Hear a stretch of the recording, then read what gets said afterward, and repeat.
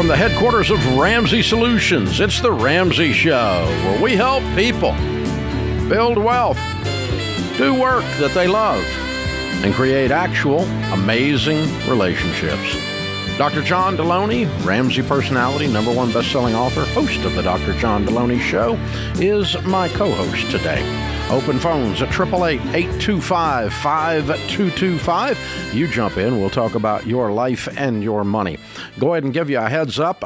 It is, for those of you listening live, you know this. Those of you catching us later, this is Monday, the day after Sunday, Bloody Sunday, when the student loan payments began again.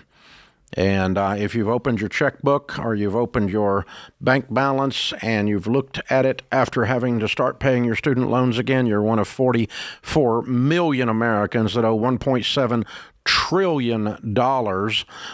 You've had an ouchie moment. And, hey, we're here for you. We understand. It's overwhelming. It's confusing. It's anxiety producing. And we're going to help you with the get out of debt thing and even the anxiety. Dr. John Deloney has a new book coming out. Tomorrow is launch day. It is book launch week for us here at Ramsey. Building a Non-Anxious Life by Dr. John Deloney. And John, that comes out tomorrow, by the way, and I'll go ahead and give you the pitch. If you order today, before midnight tonight, that is the official day, right? Then at our website at RamseySolutions.com, you can get the book for $20. By the way, the average nonfiction book is $32.63 in America today, which shocked the crap out of me when I heard that books have gone up that much. But since I actually know the cost of these things going up and the cost of paper going up, I'm not shocked, but it still caught me off guard. But ours isn't. Ours is $20 through tonight, and you get $75 in free bonus items, including the audiobook, the ebook, and one of John's talks from Smart Conference. And John, this book is, it's already, I think we've sold enough that it'll be #1 next week when the lists come out. I'll be shocked if it's not. We've sold a bazillion of these things out of the chute here. Unless some kind of weird statistical anomaly happens, it'll be a #1. And the reaction to it is matched with the need in the marketplace. There's a lot of anxiety. Yeah, it's everywhere. Everywhere we go, from wealthy people to those struggling, to kids, to adults, to geriatric populations. Everybody's wrestling with it. Yeah, and the population that has a student loan debt that just came due builds, one of the 6 daily choices that you teach folks to make in here to get there is this idea of freedom, and that goes a whole thing with the freedom, right? Debt free, right? I'm debt free, and I'm student. I got rid of Sally Mae, and so I'm free. That it changes everything. Yeah, there's also one of the first steps is choosing reality, and I remember back in July when it came out, and we started barking from this microphone. Here is your reality. Some of y'all bought houses, some of you bought cars, some of you signed up for memberships, whatever, that you can no longer afford because you thought the government was going to take your student loan payments away like they told you. And you weren't stupid. That's what they told you. But here we are. You were stupid. You believed the government. Well, there's that. Okay. So start choosing reality now and start making moves now. And just like we told people 3 years ago, hey, they're not charging you interest. Now is the perfect time to pay these off. Was it 1% of people chose that reality? Mm-hmm. And now it's back, right? So I want people who didn't choose reality, who continue to kick it and kick it and kick it, and then October 1st. But that's true of all areas of our life on anxiety, not just money. That's right. But I want people to feel it. This is what your body's trying to tell you. You're not safe. It's been telling you for the last 6 months you're not safe. That's what we're talking about here.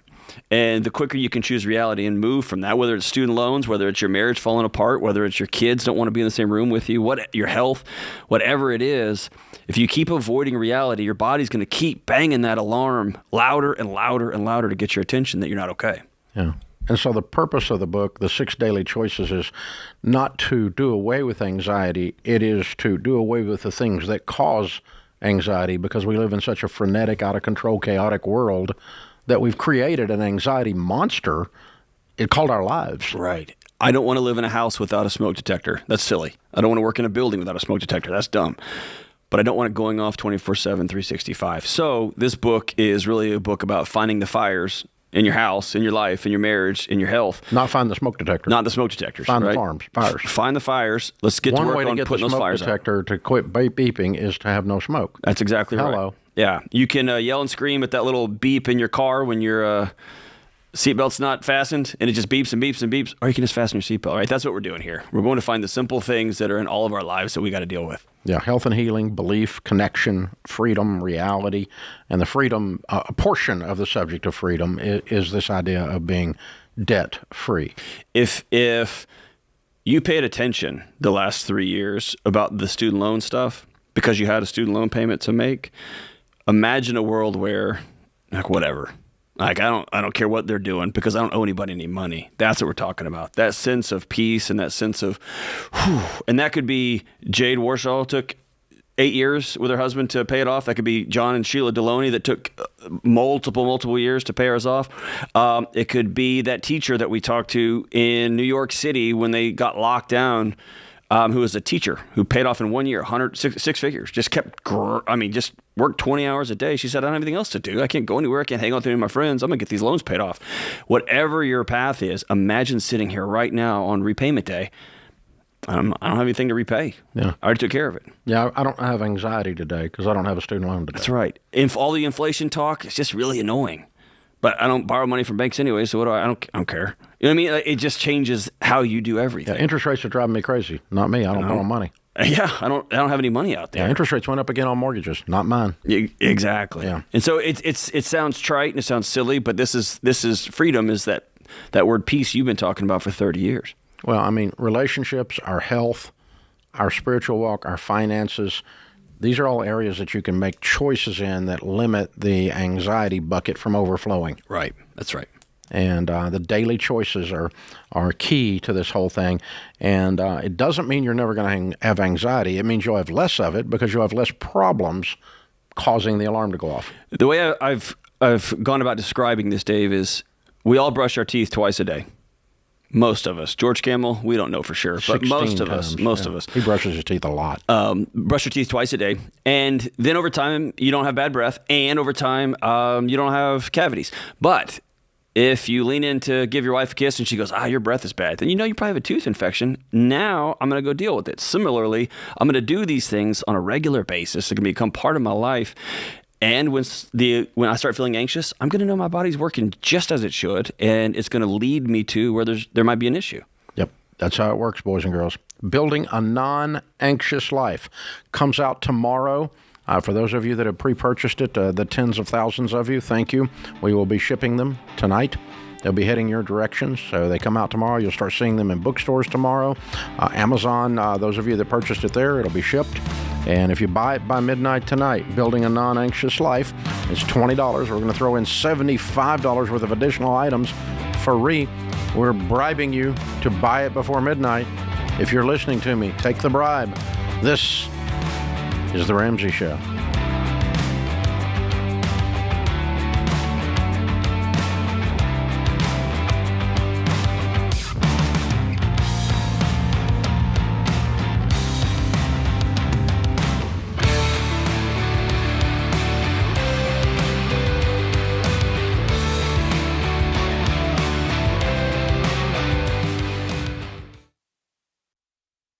Hey, if you're in over your head with student loans and tired of getting calls from collection agencies, if private student loan debt is taking away your financial peace and you don't see any way out, you need Y Refi. They're not a debt settlement company, and they're not connected to a bank. Y Refi refinances defaulted private student loans that other places won't touch and gives you a custom loan built for you based on your ability to pay. So when you refinance your private student loan debt with Y Refi, you'll have a payment you can afford with a low fixed interest rate you couldn't get anywhere else to help you stick to your budget and work the debt snowball. And you can save thousands of dollars. To learn more about this custom refinancing option and a lump sum payoff option you could qualify for after 24 months, call 844-2-RAMSEY or go to yrefi.com/Ramsey.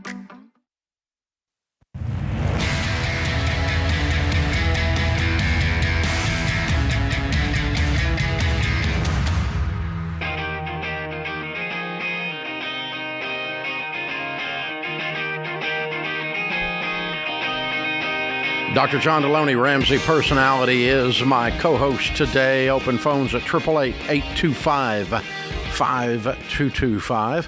Well, we're doing something we've never done on the Ramsey Show. We sent Jade Washaw and Ken Coleman to Washington, D.C.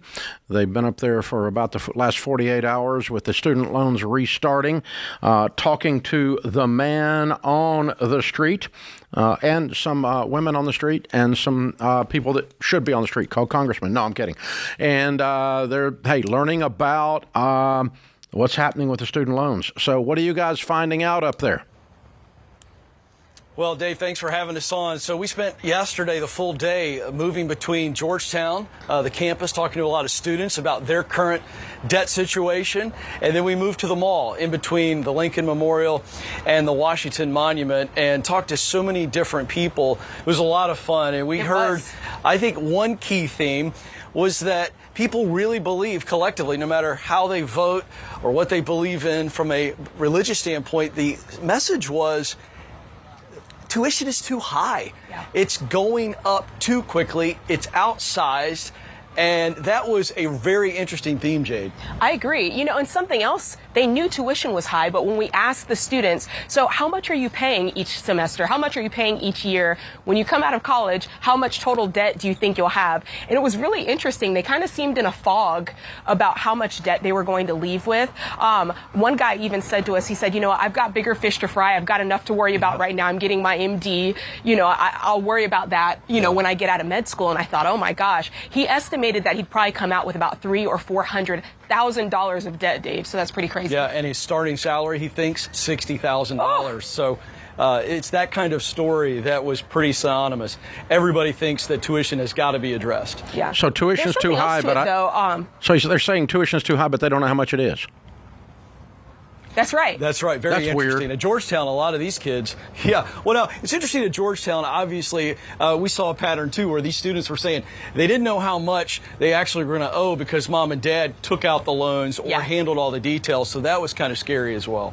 And there's another piece to it, Dave and John. Not only did they believe that tuition was too high, everybody agreed that there's a major problem here.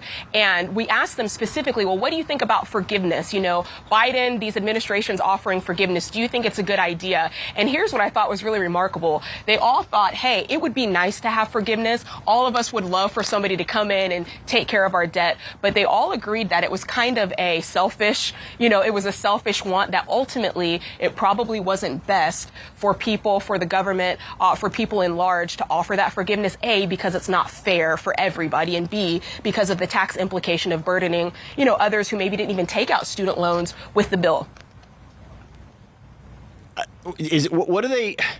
I struggle with the cost part because it feels like yet another way of passing the blame onto somebody else. And I can drive by a car dealership, like a Porsche dealership, and the prices are going to be expensive, and the car's worth the money. I mean, it's expensive, but it's up to me to be responsible enough to know I can't afford a Porsche, and so I'm going to move on. Do any of those students that you met with own the fact that they're going to a school that they can't afford, even know how much it costs? Well, there's no question. You make a very good point, John. But I think it's different between the student who wants to go into social work, who goes and gets a really expensive degree and is only making $45,000, and then the med student that we talked to. There's only one way to get that med degree, and medical school is crazy. And to give you real numbers, because these why is a medical doctor only going to make $60K? Well, he's talking about the intern years, is what he said, as a cardiac. So he's got to intern for 3 or 4 years. But let me point this out, because John brings up a good point. But if we look at 2010 to 2022, the cost of tuition rose over 12% each year, when you had inflation only moving up at about 2.5%. So it is ridiculous. These colleges and universities keep raising the price because they've got an audience who just keeps getting the loan. The federal loan program and these colleges and universities are colluding. That's a simple fact. That's right. Oh, no question about it. If you cut the money off from the student loans, suddenly the price increases would go away. I mean, because they wouldn't have as many, they wouldn't have students willing or able to pay what they're charging. So yeah, they'd have to address the problem. But that goes back to, Dave, what you've been saying for the last year, which is the student loan bailout program is almost beside the point. we deal with that after. You don't deal with the flood without turning the faucet off first, right? At first, you got to deal with the faucet.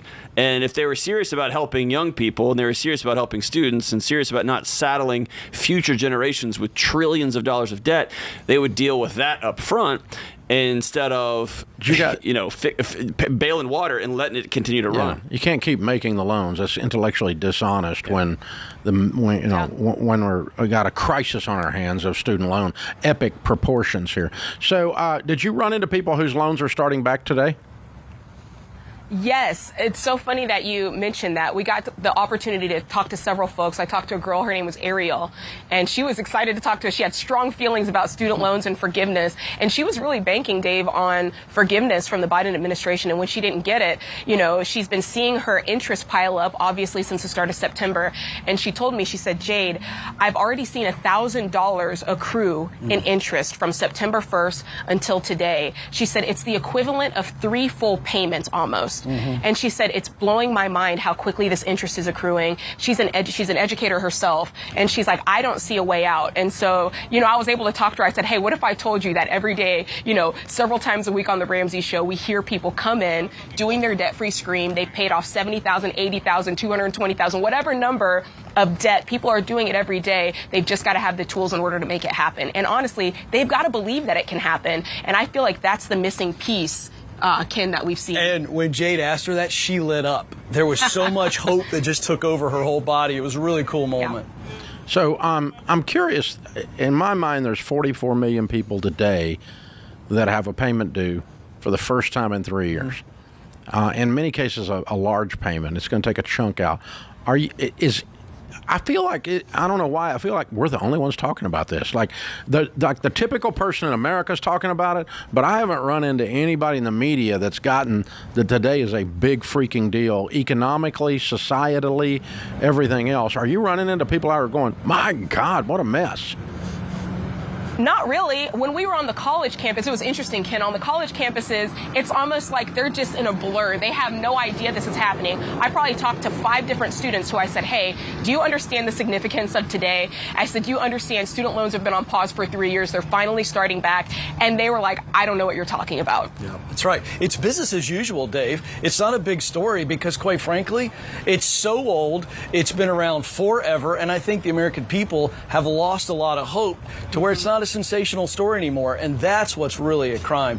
This has to be addressed from the leadership level in Congress, in the White House. It's a crime that they're giving this money away to people who can't afford it and then charging them crazy interest. This is not about helping people get educated. This is a hidden tax on the American people, in my opinion. And there's a little bit of onus, Ken, on the parents in this situation because a lot of the students we talked to, they said from their own mouth, hey, I think my parents took out a loan. I think they signed for it. I'm pretty sure they're taking care of the bill.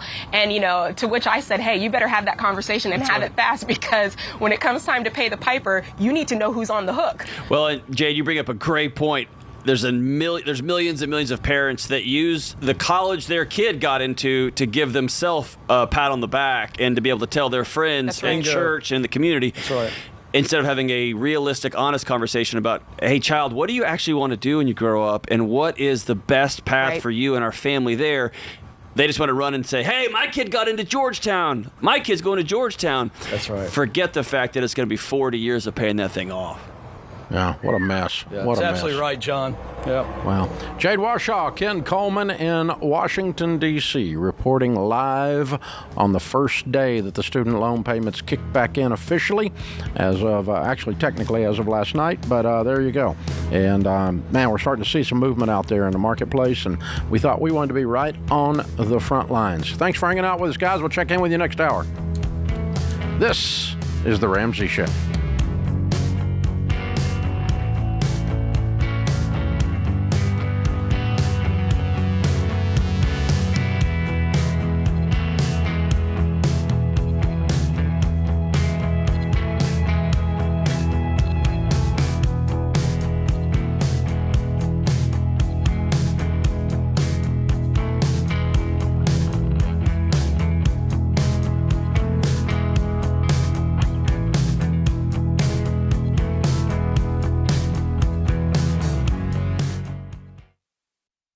Hey folks, you know that sinking feeling when you make an offer on a house you love and then you hear there's another offer? You need the Churchill Mortgage Home Buyer Edge. Super fast pre-approval and a secured interest rate. Plus a $5,000 seller guarantee gives your offer the best chance of being accepted. The Home Buyer Edge from Churchill gives you an advantage over those other guys. Go to churchillmortgage.com today to learn more.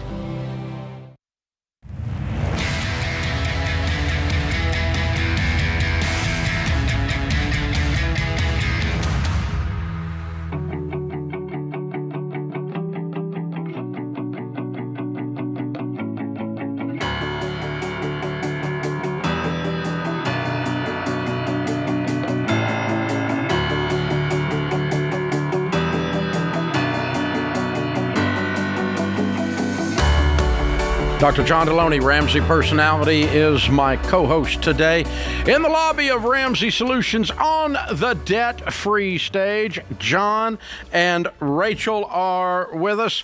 And a special debt-free scream because John's one of our newer team members, right? That's right. How long you been with us? Going on 8 months now. Okay, wow, good deal. And tell everybody what you do here at Ramsey. I'm on the K-12 renewal team for our Ramsey education team. Okay, so K through 12, meaning our high school curriculum. That's right. And you work with that team, making sure that high school students get our high school curriculum around America. That's right. Very good stuff. Well, thank you. Good work. Good work. All right, John and Rachel, how much debt have you paid off? $50,000 in 13 months. All right. 8 months of it you were here. Mm-hmm. All right. And I won't ask your income because we don't do that since you're a team member. And I was going to have you announce it to all of your friends and community members here. All the people that you work with will be standing around right now, and we're going to tell them what your income is. I think that'd be just tacky. So we don't do that. But congratulations. Okay, so 5 months before you got here, where were you all living? Right here in Nashville. You were still, here, so here in kind town. Of in so Spring what got Hill. you started on this 5 months before you came here? Well, so the really fun part of our story that I think even the HR team got a big hoot out of is that when I asked Rachel's dad, who's here with us today, for his blessing, he was like, absolutely. But the only thing that we had to do was he said, you just have to go through FPU before you get married. Yep. And so I like him. that kind of kicked off the entire journey for us. And so as soon as we got married and graduated, it was kind of time to be a gazelle and time to get after it. Yeah. So we graduated in May of 2022 and then got married in June. And right after we got back from like our honeymoon and everything, it was August of 2022 that we started attacking all of it. Mm-hmm. And then just a couple months later, you go to your father-in-law, go, hey, FPU, one thing. Now hold my beer. I'm going to work there. Yeah.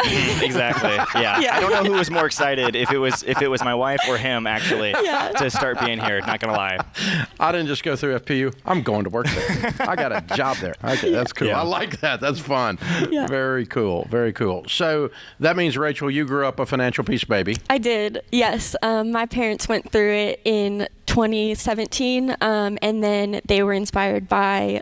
Like, they're still in their journey. They're almost done as well. And so they started teaching Generation Change, like the... oh, wow. Yeah, they started teaching that at our church. At the church, for the teenagers, yeah. So I took that with them when I was a senior in high school, and Foundations in Personal Finance in high school as well, which is cool because now John sells that. Wow, you couldn't get away. Yeah. Not at all. So, you're stuck all the way around. Yeah. Yeah, John, you didn't have a choice. No, not really. You're just getting into this thing. So. Does that mean all the debt in your marriage was yours? No, it was both it was of us. combined. So yeah. I think it was about you had 16 and I had about 28, and then we had some medical bills that popped up over last year as well, that we were able to prepare for, even paying off debt. But that was by far one of the most stressful times. Was when we just had a lot of moments where we looked at each other and we were like, just tearful. And my team member Ryan Andrew can also attest, like, where I just was like, I'm so ready to be done with this.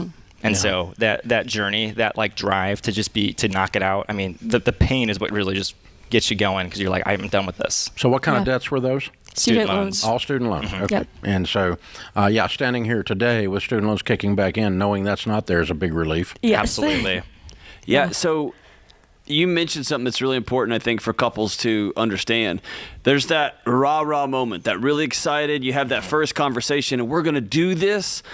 And then there's month 9 where it's hard. It's hard. You're exhausted. You just want to go on a date. You've been married 1 year. Can we go on a date? And you're like, nope. We got to finish this journey. You can go. You just have to go to the park. That's right. You got to do another free date, another walk around. We got real creative with it. We really did. Yeah. And so, but tell them what it feels like on the other side. Like Dave just said, student loans are kicking off today. And okay. Like for y'all, it's not an event in your home, right? Tell them what it feels like to be on this side of it. It feels so good. I think we talked about before this what like the hardest part was for us, and it was definitely like going through it and being like, okay, we're almost there, but also seeing like relationships and friendships change because of our lifestyle change. And at the same time, like we had all of these new friends like come alongside us and support us in it. And so now, so you got rid of the dumb friends and got smart ones. we had Dave, they're watching too. Why you clown them like that? we had a lot. She's trying to be so sweet. Will you please list the dumb friends? I want their names. But we had so many people come alongside of us and like celebrate with us, and like so many are here today and watching everything. So it feels really good to like have such a great community around us supporting us. Yeah, I think one thing too is, you know, a lot of people who are living life a different way, and they're like, well, that first year marriage is so fun. And you're like, I don't know, that first year marriage is really hard because like we didn't live together. There was other things too. It's like we had to learn how to communicate, and not to mention, and FP was such a big game changer here because not only were we heading into this, but we also were going into this knowing full well of like what conversations we needed to have to start off. And so we already were talking about money. We were already talking about relationships. We were already talking about where we're going to live and what's going to be financially savvy, not where do we want to be, but where do we need to be. And so even making those budgetary decisions was a game changer. Yeah, you guys got a real head start. I mean, there's so much, you're so functional. It's amazing in a dysfunctional world. Well, and if you think about it like a sports team, if the whole team gets together and the first weekend they all get together, they just start playing live games. They're going to be terrible. They're not going to be good. But y'all two spent the first year of your marriage, first year and a half, in the weight room, working hard, right? Working hard, learning to work together. And now you've got the next 60 years where nobody will own you to. Yeah. Not even Dave. Nobody will own you to, and y'all are going to be able to make decisions. I know, I just had those. I mean, I do work here, remember, so he does kind of sign my checks. I'm trying to get you fired. So did he. I used to. I used to also. But nobody's going to own you to, and y'all can make decisions about your homes and your kids forever now. John, I'm curious. Did you have much background on Financial Peace University or anything before your future father-in-law dumps this weird request on you? A little bit here and there. I grew up in Southern Illinois, and so my parents had kind of done some of it. So when he said that, what did you think? Tell the truth. Honestly, I was like, whatever it takes. Whoa! Yeah, he could have said, well, son, you can marry my daughter, but I'm going to set you on fire. And he would have been like, okay, I'll do that too. Get the matches. Exactly. Get the matches. That's right. I'll bring the gas. That's right. Okay, so it was that category. It wasn't like, he's weird. This is strange. I mean, and two, they've been coordinators for a couple of years now. So even we got to kind of visit in on some of their classes as well, as we were kind of back and forth between here and Cleveland, Ohio. And so even that part was really fun to get to be a part of it. Even too is, you know, we're looking for leaders here. And so how we can step into our communities and continue to lead from a place of accomplishing these tasks and then being able to encourage other people to do the same thing, which I had my buddy who I was his best man.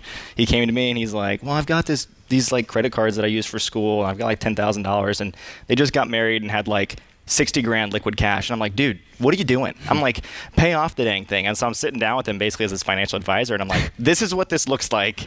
It's really simple. And it's going to avoid a lot of heartbreak down the road because you've got this now. And when, Dave, as you say, when you invite Murphy in, bad things happen. Yeah. I got a feeling John's going to be able to talk some schools into doing the curriculum. What do you think? I'm literally ready to buy it right now. I'm thinking this is game on right now. Well done, you guys. We're very proud of you. Proud to have you on the team, and love the heritage and the history and the whole thing. It's a beautiful story and multi-generational financial peace stuff going on here. Very good stuff. I love it. You're so set up to be multimillionaires and to be unbelievably generous and help so many people. We're honored to have you guys on our team. People like you are who we want. We're going to give you the Live and Give bundle, as if you didn't have all that stuff already. With working here, the Baby Steps Millionaires book, the Total Money Makeover book, and a Financial Peace membership. You'll be able to give those away to somebody in addition to the things we already give you as a team member to give away. So you got lots of things. Good stuff, good stuff. John and Rachel, Franklin, Tennessee, members of the Ramsey team, members of the family. $50,000 paid off in 13 months. Count it down. Let's hear a debt-free scream. 3, 2, 1. We're debt-free!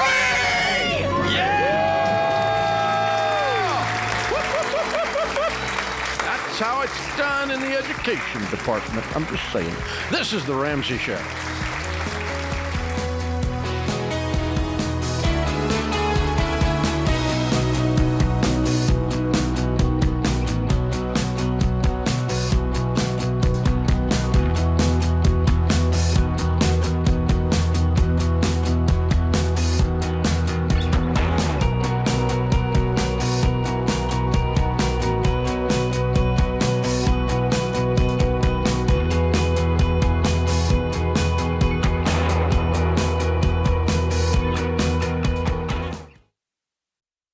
Hey folks, Dr. John Deloney here with some great news. You get to choose. Whatever you do, good or bad moving forward, the choice is yours. And when you're intentional about making good choices over time, they become healthy habits, like choosing to slow down and make time for a daily practice of prayer and meditation. One thing that has helped me with a daily practice of meditation and prayer is Hallow. Hallow is the #1 prayer app in the world, and they're giving you 3 months free to get started. That's 3 months free to prioritize your mental health and be intentional about finding peace through calming music, prayers, meditation, and more. And Hallow isn't just Catholic. You can tailor the content towards your faith tradition. If you don't have a faith tradition, this is a great place to learn more about it.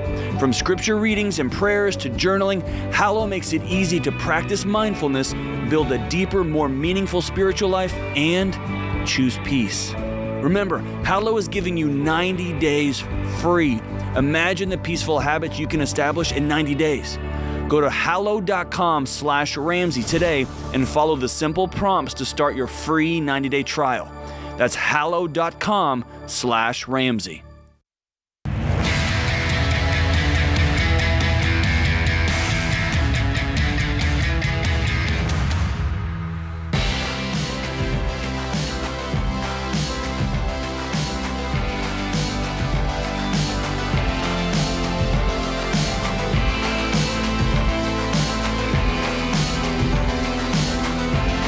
Dr. John Deloney, Ramsey Personality, is my co-host today. Shannon's in Columbus, Ohio. Hi, Shannon. Welcome to the Ramsey Show. Thank you. Thank you so much. Sure. What's up? I am 67 years old, and I'm wondering your opinions. I haven't heard you talk about this on pre-planning and prepaying for a funeral. Well, it is a gift to your relatives if you pre-plan. It's a gift to the funeral home if you prepay. Okay, that was kind of my thought too. Yeah, because the inflation rate of funerals is around 4%, so you're basically making 4% on your money. Okay. And you're of course locked into everything. But if you, the more nerdy and detailed you want to get into it, and I'm feeling guilty right now because I've done 0 casket picking, and I'm 63. So I've not pre-planned or prepaid in my case. I probably actually should go do some kind of a something and give them a guideline because I'm so pre-planned on every other part of my estate plan. It's so detailed, and we have meetings once a year to go over it. And I haven't done the casket thing. I pre-planned my funeral to a T. You did? And my wife made it very clear, I'm not running errands for you. After she goes, this funeral will be how I want it to be. And so that's who I married. Yeah. Well, Sharon will be so upset when I'm gone that she won't be able to think clearly. As you were saying this, really. I was thinking, I bet your kids have a casket pick. It's a little bit of a celebration. I bet Shannon, a wood box. Yeah. Here would be my concern is that the version of the funeral you have in your mind that possibly you even prepay for, I would imagine there's 2 or 3 leadership changes by the time you pass away, and what your family would actually get would probably be less than what you have in mind. I would love. I honestly have not experienced that. Honestly, No? I mean, Okay. it's a valid concern, but I've never run into that. What I have run into is I finally realized that the funeral world is an industry, and it's an extremely profitable industry. Very much so. And like many things, when you add the financing or prepayment to it, you add to their profits. I have figured that out. And that's true. They make as much money on the prepayment plans as they do actual margin on the goods and services associated with one being buried in your final day. So your final arrangements. But yeah, so I think it is a gift for people to not, in an emotional state, have to make a bunch of value decisions. Okay. That does make sense to me, although I'm being very upfront and admitting I have not done that part of it. I've done everything else in the estate plan, and they'll figure it out probably. This bunch will be able to afford it, I can tell you that. But yeah, I would not prepay. I've always told people not to prepay. And the extreme examples are if you took the amount of a funeral and invested at age 30, instead of making 4% on your money, you made an investment return on your money, you'd have like $600,000 when you get to 80. And so prepaying like in your 30s or 40s is mathematically ridiculous. Now, when you're 67 or 63, like me and you, then, it's not as many years for that to compound, even if it's 20, or whatever. So, yeah, I tell people don't prepay, and I do tell them to pre-plan. That's the overall thing, even though that's one of the few areas I've not done what I say to do. What about plots? What about buying family plots or... I have not, but I'm not against them. Okay. I mean, because you're purchasing them. Yeah. And what you're doing is locking in the location and all that kind of stuff. And but I got to tell you, if I had bought those 25 years ago, they'd probably be in a different place than they would be today.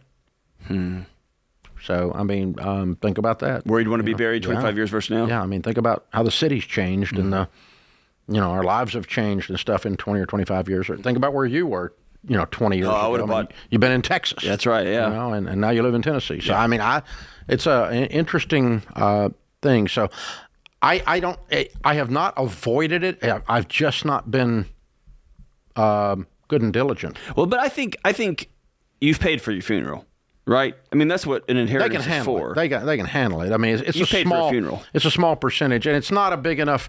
If somebody's not left much of an estate or no estate, and then someone has to pay for the funeral. Oh, I've been in those conversations. It's even more emotional than if you're a multimillionaire and it's I don't know, $15,000 or whatever, and you don't think about it. It's a non-issue. So it does take the pressure off that way. You could really screw up a funeral in our situation, and it wouldn't be a big deal. Yeah, I've sat with some folks who are looking at me wide-eyed saying, how much does a funeral cost? And and that's one of their first questions that they're struggling, and there's no way they can come up with 5, 10, 15 grand, whatever they're going to charge. That's a hard conversation. Yeah. So it is. But what has happened is let me tell you who's a sucker for it if you're out there. If you've been through while you're grieving, having to go in and select all this stuff and make all these decisions, and you're not sure about the money thing on top of that, then you don't want your people you love to have to do that on you. So that's the people who prepay, because they want to never have that happen to the people they love. And so, but still, I would pre-plan. You can do the exact same thing as prepaying, every detail if you wanted to, right? Or you could just dictate, I kind of want the F-150, not the Bentley, and not the smart car. I want the smart car, yeah. I don't want the used Dodge Neon. I don't want the Bentley, and somewhere around the used F-150 level, right? That's kind of what I'm thinking here. So some of you will get that, and the rest of you will be looking up the cars to figure out what they are. Well, are you going to get one of those? Are you going to get like an above-ground monument, Dave? I'm not going to be getting anything. I'm not going to be Sharon's sure not spending that money. I'm not going to be. I guarantee you Sharon's not thinking that's a bargain. Kathy's in Boise. Hi, Kathy. How are you? Hi. So I'm a new listener to your show, and so you may have already covered this, but I've heard how much you dislike credit cards. What do you do about rental cards? Because I've tried to rent it with just a debit card, and they wouldn't do it at all. Okay. It depends on the company. Hertz and Enterprise. Enterprise National. will. Hertz will not. Enterprise will at some locations and not at others. And so what you've got to do is pre-plan your trip.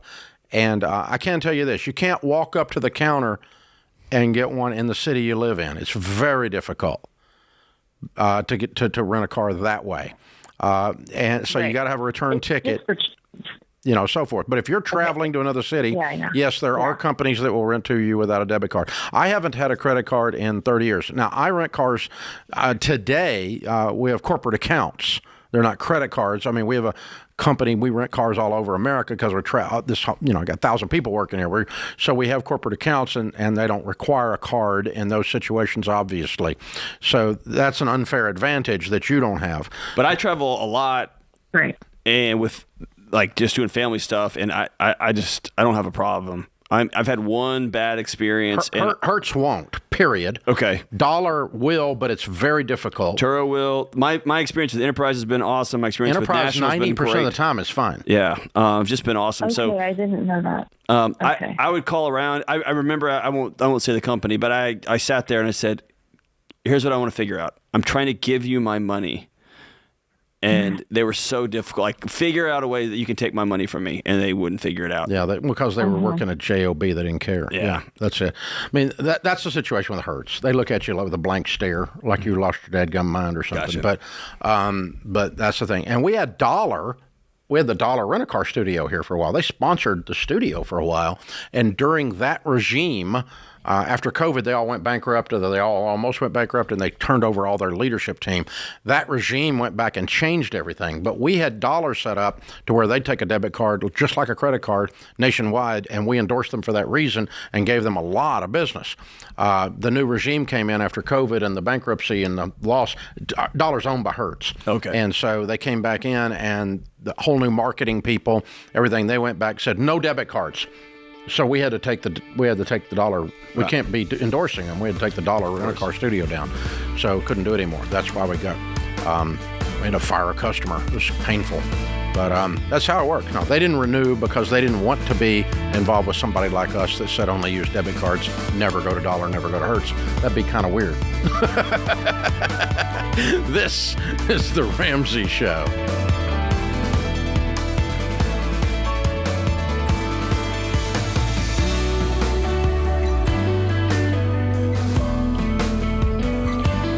Hey, it's Dr. John Deloney. If you love the show and want a deeper dive on your money journey, we have a weekly newsletter that gives you trending and helpful articles and tips on following the Ramsey way. Just go to RamseySolutions.com today to sign up for our newsletter. Again, that's RamseySolutions.com to sign up for our weekly newsletter.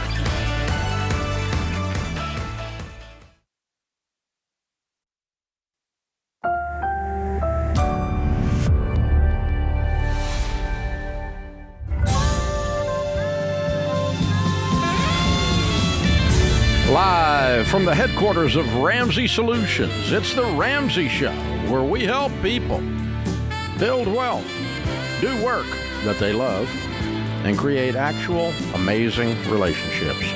George Kamel, Ramsey personality, co-host of the Smart Money Happy Hour on the Ramsey Networks and the George Kamel with a K YouTube sensational show, and is my co-host today.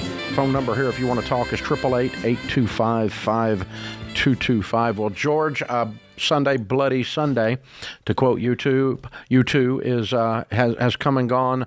The student loans, as of yesterday, the payments are now due. Not just the interest, the freaking payments. It just got real.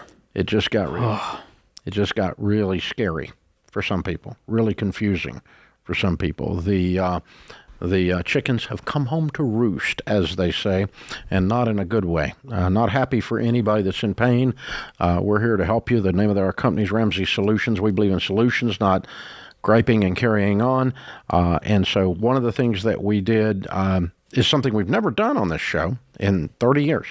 We actually have in-the-field reporters. Correspondence. Correspondence, Look at that. yes. Big word. Yeah, that's a big word. I wonder if they'll want extra money. They won't get it. Ken Coleman and Shade Washaw, Ramsey personalities, are in Washington, D.C. They've been talking to college students at Georgetown, people on the street about the student loans restarting.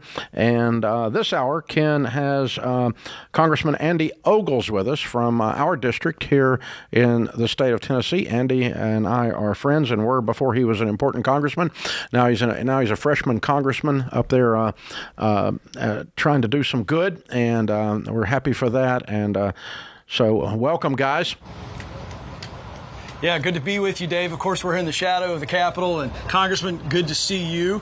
We're thrilled to have you. I know that you're a limited government guy. Oh, yeah. You're here to fix a lot of that, and you don't want Congress' hands in the pot too much.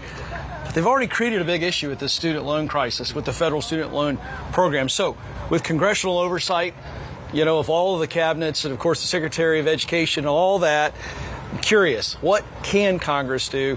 What should Congress do about the free flow of student loans? Well, first let me say, the less government does, the better. I've never seen a problem that government can't make worse. But that being said, we're in this problem because of government. So the question is what do you do next? And so like you said, Dave, the payments are starting. And then just this Friday, the Biden administration has put out there another $39 billion in forgiveness. Now that'll end up in court. And so, but what they're doing is they're setting these false expectations to a problem that government, again, created. Yeah, absolutely. So is the responsibility of Congress, should Congress say, let's lower the amount of loans? How would they do that? What would be a tactical way Congress could do that? Well, just thinking off the top of my head, you could structure it much like, say, a state voucher program would be, is that you limit the number of dollars per student. So that's monies that's guaranteed from the federal government. Then you require universities to put in so much, a certain percentage. And so what you could do by that mechanism is really kind of slow the increase in tuitions. Because look, what's happened over time is the more guaranteed loans that you've had from the federal government, the more grants from the federal government, tuitions have gone up exponentially, and there's no reason for these big universities with billions of dollars in endowments to help students because they're feeding at the trough of government. Andy, I'm curious, you and I have talked about this before, just as a personal conversation, but never on the air. As a freshman congressman up there, I have the gift of cynicism. So as I can't imagine how difficult it is to get that group of people to do anything. I mean, as a freshman congressman, do you feel there's any possibility we stem the tide of these student loans going out? Because, I mean, the number of dollars is just flowing right at 17-year-olds is out of control. Yeah, and there's not, I don't think, a full comprehension of what's the long-term impacts. And look, if you're going to be a doctor or an engineer or some of these high-income earners, your ability to pay that back is reasonable. But if you're going into sociology or a teacher, and those are noble professions, and you graduate with $250,000 worth of debt, your ability to pay that off is near impossible. I mean, you talk to about debt and income all of the time, and so the government is complicit to really putting people in a bad way. And like you said, these payments started today. That bill is now due, and there's no going back from that. I'm curious, Andy, what would it take to actually end the federal student loan program? Dave always says on this show, if it's so bad we need to forgive them, why do we continue this? So what would it take on the federal level to make this go away?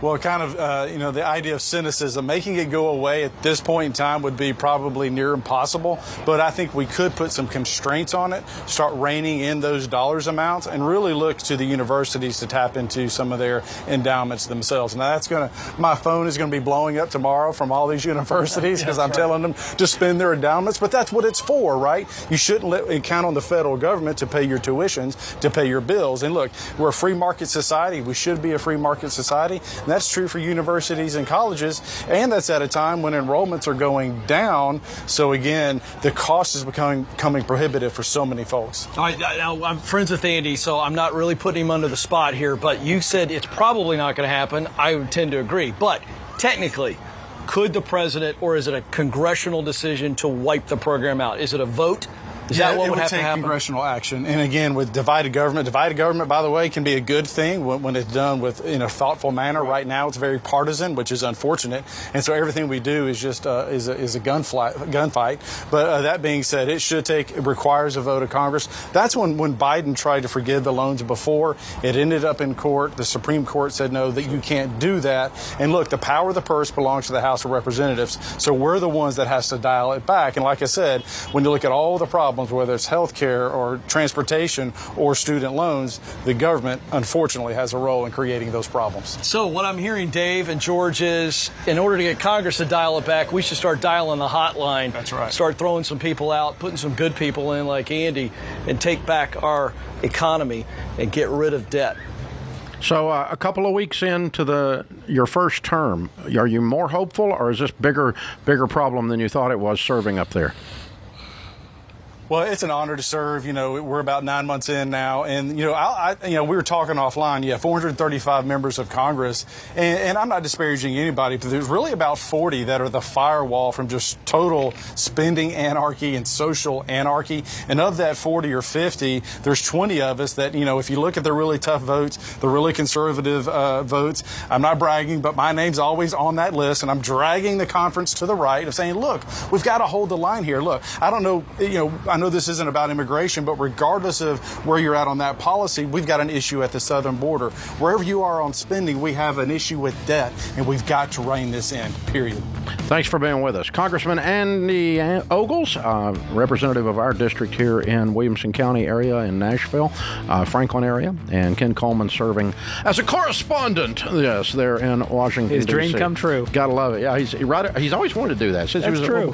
And Rachel wants to be a weather girl, and Ken wanted to be a D.C. correspondent. So you make dreams come true, Make Dave. dreams come true. That's what we do here, except the weather part. Yeah. This is the Ramsey Show.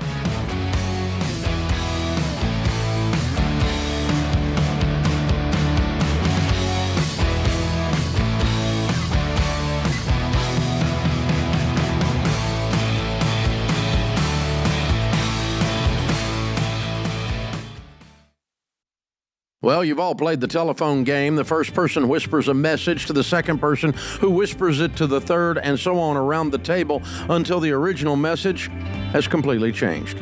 Multiply that confusion by 100 if you run a business with different software systems that don't talk to each other. That's why there's NetSuite by Oracle. In the early days of Ramsey, we were using different systems for all of our business units. We needed one single source for accurate data. NetSuite was the software we used to optimize and take us to the next level. NetSuite gave us the visibility into all of our numbers so that we could communicate across departments and plan ahead better. And as we grew, it scaled with us. NetSuite worked for Ramsey, and it will make a difference for your business too. Join the more than 34,000 customers who trust NetSuite to help make them smarter and make better decisions and level up their operations. To learn more, get a free product tour at netsuite.com/Ramsey. That's netsuite.com/Ramsey.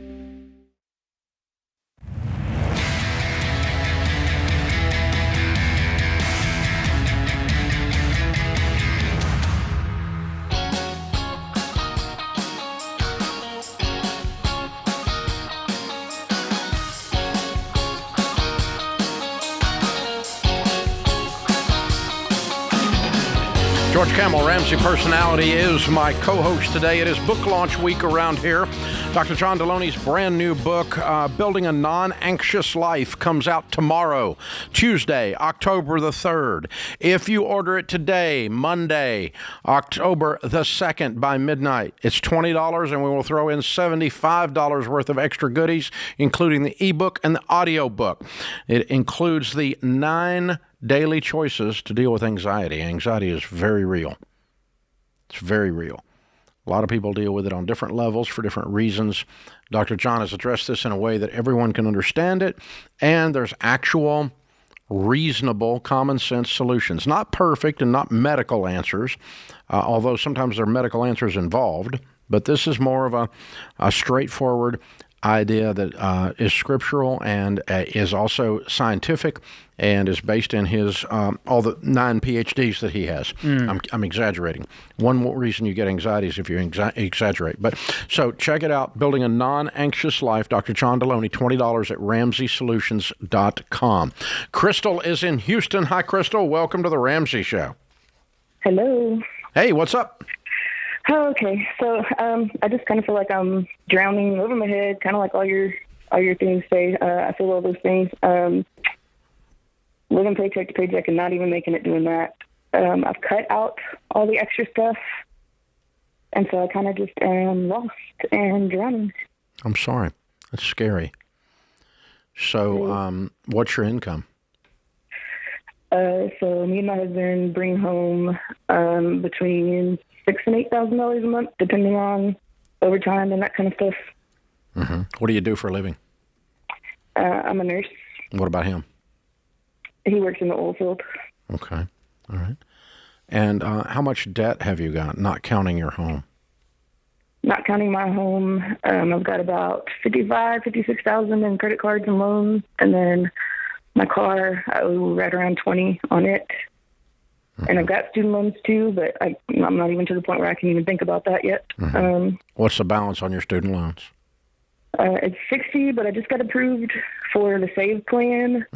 And so they're saying I'm only going to pay $24 with that, but well, that's over 20. That's restart. over 20 or 30 years, so that's not a good plan. But for right now, it's giving you a good low payment with no penalties and no extra interest. Right, and my payments don't start till April. So okay, so the SAVE plan is good for you to kick the can down the road, but it's not good for you to actually pay off the student loans. You see the difference? Right. So at least it makes it manageable for a short time while we address some of these other things. So $55,000 in credit card debt. So you guys have been married. You guys have been married 8 years. 7. 7, almost like I've done this before. Yeah, you got the 7-year marks all over you. Okay. Yep, as of yesterday, 7 years. So you've been saying, hey, I've got student loan debt, I've got this car loan. Is this just your debt? Does he have debt as well, or is this household? He's got, so the majority of is mine. 2 of the credit cards are in his name that total about 10 of the debt. The rest, and the house is in his name. It's not in mine. Okay. Is he feeling the weight of any of this, or are you kind of shouldering it all? Have you told him? No, I shoulder it all. He's got horrible anxiety, and so for me to pitch it to him just makes it worse. So for you to just hold up a mirror, he goes, I don't want to see it. I don't want to see it. He's got what? Stop. He's got what anxiety? He's got horrible anxiety. He's working on. He's working with the doctor about, but okay. It just makes things worse to bring it to him. Yeah. Okay. Well, all right. And so you need to know what to do, right? Yeah, I'm lost. It's getting worse, not better. And I'm doing all the things, and I'm drowning. I don't know where to go from here. Yeah. You did a good thing with the SAVE, and you did a good thing by calling. So you are taking action steps rather than being completely paralyzed, even though you don't see a way out. So that's the first thing. Congratulations. A lot of people freeze like a deer in the headlights and get run over by the truck. Yeah. And not you. You're dodging. Okay, you're Frogger. You're in the middle of the road going, oh, God, oh, God, oh, God, right? And so that's good. So we can actually help you because you're actually willing to do some stuff, it sounds like. Okay? So the first thing is this. Let me see if this sounds right. The two of you got married and life was a party. Thank God it's Friday. Oh, God, it's Monday. And we've had a lot of fun in the first 4 years of marriage. Then we hit the last 3 years. Well, it wasn't exactly a party. It was 3 kids in 3.5 years.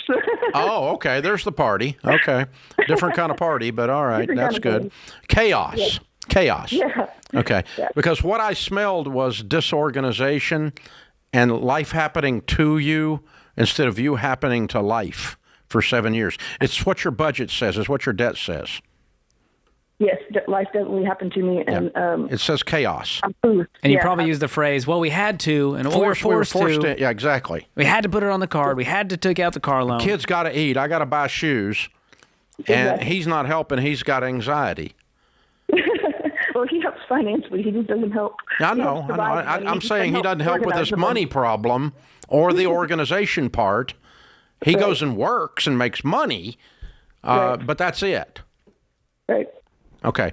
So all of that to say that what caused this was money happening to you instead of you happening to money. So we have to flip that on its head, and you become very proactive, and you're going to get extremely nerdy and organized.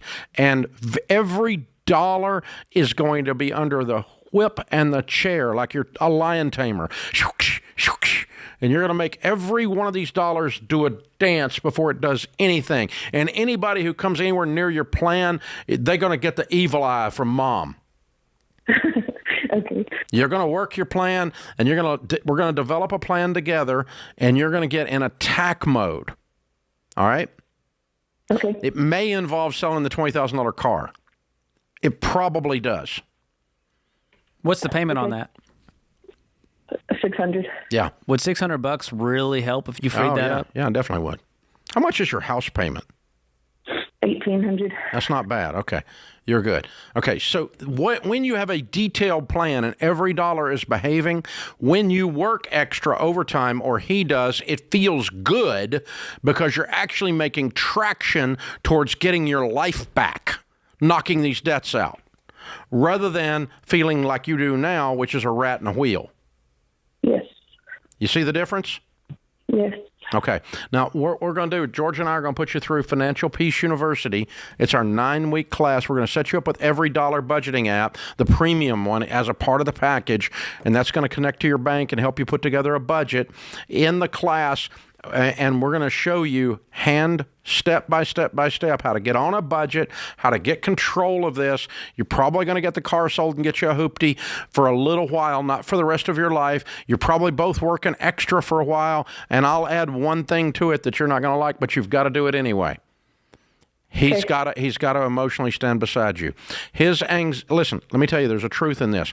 Anxiety is not caused by bad news.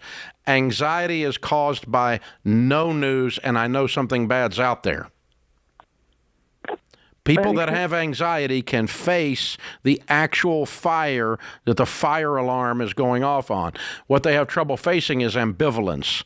The lack of knowing what it is, like the boogeyman is out there and I don't know which door he's going to come in.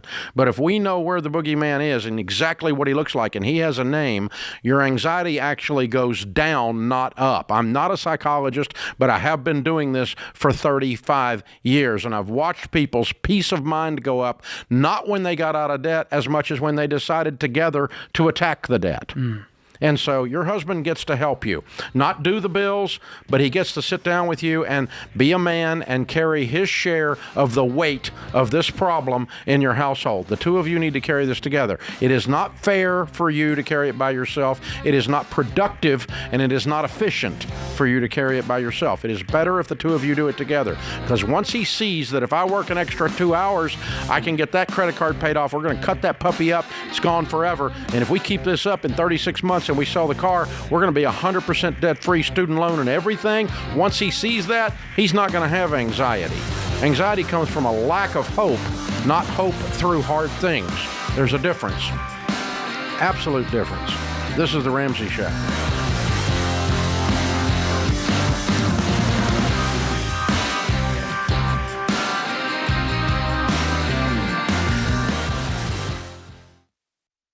If you're like most people, your home is your most valuable asset.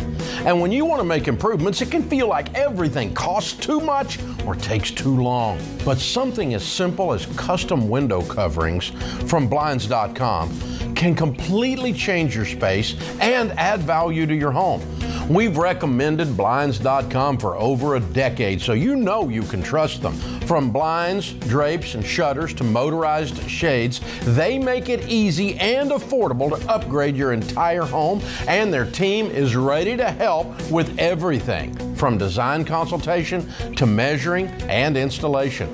Plus, there are never any misleading quotes or hidden fees. Everything's backed by their 100% satisfaction guarantee, and shipping is always free.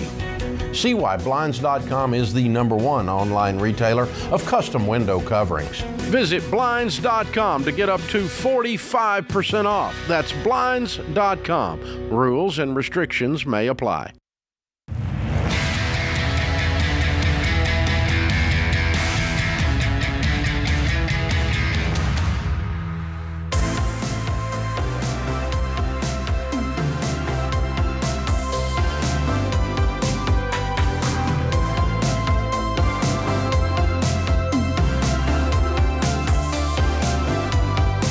George Camel Ramsey Personality is my co-host today. Thank you for joining us, America. In the lobby of Ramsey Solutions, we have the debt-free stage. On the debt-free stage, Jamie and Kyle are with us. Hey, guys, how are you? Hi, we're Good. great. How are you? Welcome, welcome. Where do you guys live? We live in Elizabethtown, Kentucky. Oh, just up the road. Yes. Welcome to Nashville. Good to have you.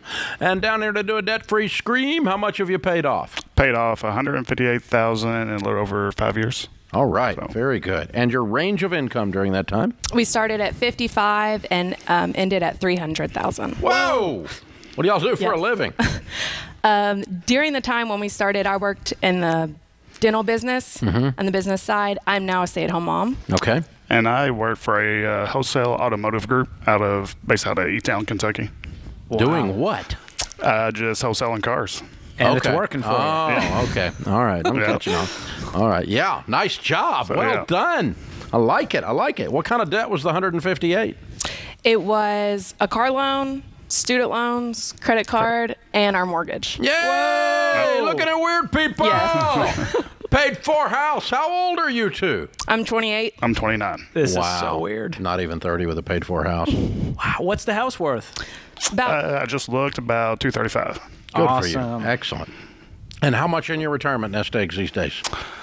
I'd say about $85,000 in retirement. Perfect. Okay, good. So you're on your way to being baby steps millionaires by the time you're mid-30s, probably at this stroke. Well done. Yeah, if you keep up this income with no debt, it's just going to go zoom. We're very excited for that. Absolutely. It's incredible. The numbers are good. I like it. Very good. Fun, fun, fun. Good stuff, you guys. All right, tell us what happened 5 years ago. How'd this journey start and what happened? We got married in June 2017, and we YOLO'd a lot. Our beginning of marriage, we just spent every penny that we made, honestly. It was constantly going out with friends, whatnot. We convinced ourselves to buy me a new car, and we convinced ourselves to buy me a new car. Wow. It really. I don't know who the car salesman is here. And I remember I called my mom one night because I just happened to look up. I was like, we're a little over $30,000 in debt, and I'd never borrowed a penny in my life. I took your class in high school, and until we got married, I'd really followed those principles. I called my mom. I said, I can't breathe. I felt like I was suffocating. And she said, you know what to do. Tell your husband what you know and see, what's going to happen. And I told Kyle, and he was immediately on board. Yep. I think he was really excited for the retirement investing portion of it. But we got started. We worked our butts off. We drained our savings, sold the car. Kyle picked up an umpiring gig. I picked up a waitressing gig, 3 side jobs, some really, I was like scrubbing toilets and dressing up like princesses at kids' birthday parties. I was really doing like whatever we could. Not on the same day. Those are different side gigs. Okay. Sometimes I would be a princess in the morning and scrub someone's toilet that evening. Wow. Whatever we had to do, honestly, we did it. And that's pretty cool. And that was the consumer debt. And we followed the baby steps. We got into our house in 2019. 2 weeks later, we found out we were pregnant, which was exciting, but not expected. And then we just knew, game on, we want to pay off this house as quick as possible. We had our second son. They're 13 months apart. So we just kind of had to keep reevaluating our game plan and figure out how to readjust and stay on track. But then as the income shot up, the car business took off, then it's easy to just reach over and knock the house out. Yeah, COVID. This is the COVID mortgage-free deal here. And the COVID babies, and that was, made it for a bumpy road, but it's been a blessing through it all. We've learned a lot, and I was able to leave my job and raise my babies, which is awesome for me. That's a great why. So. And then for me, it was like, it's time to stop being a kid, time to grow up. Because at the time when we started, I didn't have nothing in retirement. And I was like, nobody else is going to do it for me, so I got to do it for myself. Yeah. Amen. Amen. Yeah, there's something that happens, particularly when you start having babies. You're like, oh, God, this just got real. Oh, yeah. It's a grown-up time now. Exactly. We were very much acting like kids at the beginning of our marriage, and we've grown up a lot. So. Wow. Well, I'm glad you caught it before you're 30. A lot of people do that, and they're 50, and they go, I can't live like a child anymore. So the fact that you guys have so much of your life ahead of you with an amazing income, no payments, how does that feel? We're very excited. I think for me, it's just exciting to know that there's so much opportunity available for us. And, obviously we feel great that we can buy some new things and go on vacations and whatnot, but we've been able to give some gifts above our tithe, which has been really a big blessing for us. But just to know that there's so many open doors, for us because we don't have that strain of debt that's really exciting for me. So what's the first big thing you do when you're 28 years old and you're 100% debt-free, you're adults and you're on a game plan, but you gotta mark this somehow. You got to do something cool. Mm-hmm. What are y'all going to do cool? We've done a lot of cool stuff. We went to Vegas, which was something that we always wanted to see. It was really fun. We got a new deck. That'll do. We had to replace our HVAC system. And that's exciting right there. That'll make you adults real quick. When you say do something cool and you say HVAC system, that's when you know you're old, yeah. Woo. I went to Scotland on the golf trip. There it is. Ding, ding, ding, ding, ding, buried ding, the lead. There it is. Okay. That's what I was looking for. We have celebrated a lot this year. You deserve it. I feel that we do. We worked really hard. If you live like no one else later, you get to live and give like no one else. Yeah. You're baby step 7, you're 28 years old, everything's paid for. You busted it from princesses to toilets to whatever it took, man. I mean, it's pretty cool. That's pretty important. Proud of y'all. Well done. Thank you. What do you tell people the secret to getting out of debt is? You want to go first? Yeah, I would say just communicating. If you're married, communicating with your spouse and encouraging each other. And don't let, because you're going to have naysayers that try to pull you down and say, you can't do it, it's not worth it. You had some of those, I bet. Oh, yeah. Yeah. At the beginning, for sure. Yep. Yeah.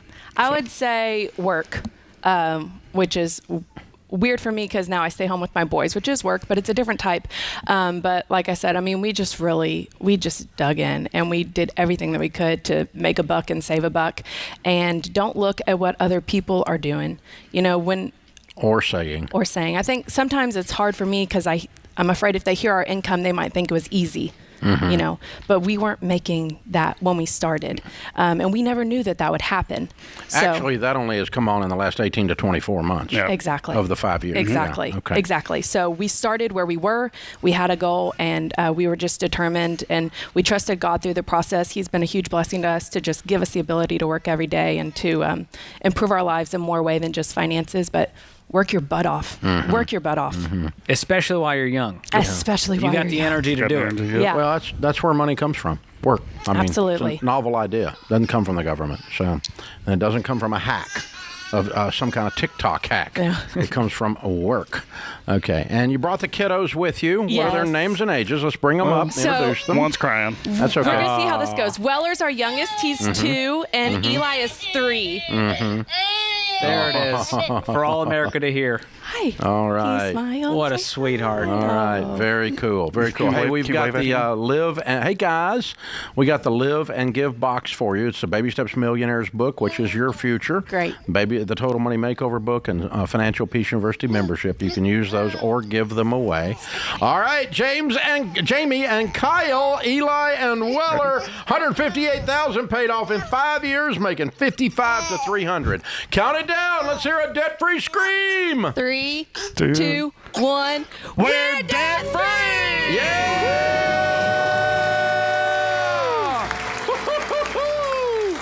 You gotta love it! Man. Family tree changed, just like that. Yeah, those boys, their life has changed. They have no idea. Not only have they got a mom that knows about hard work raising them, that's good boy mom right there. Mm-hmm. And but on top of that, it's a family that knows about doing that and that did the thing, did the sacrifice to be able to win. And do you know how much money you can get from 30 on when you have no payments in the world? It'll blow your mind just popping that into an investment calculator. You stick that in a compound interest calculator, your mind will be blown. alone. You can do a whole lot of giving, saving, and spending with that. Wow. And they'll go back and watch us on YouTube 10 years from now, and they'll see what Mom and Dad did. That's the beauty of this show. That's exactly how it works. This is The Ramsey Show.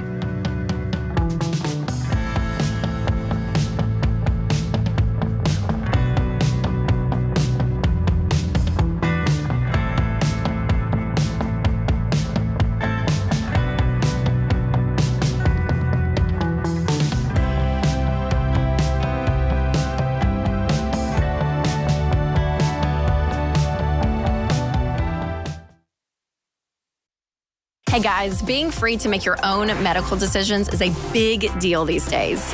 Christian Healthcare Ministries gives members the freedom to choose the doctors and providers they want without the frustration of worrying about networks and with no waiting period to join. It's a membership-based nonprofit ministry where hundreds of thousands of Christians share funds to pay for and pray for each other's medical bills. For over 40 years, CHM has helped families living across all 50 states. So see if CHM could be right for your family. Check out more today at chministries.org/budget.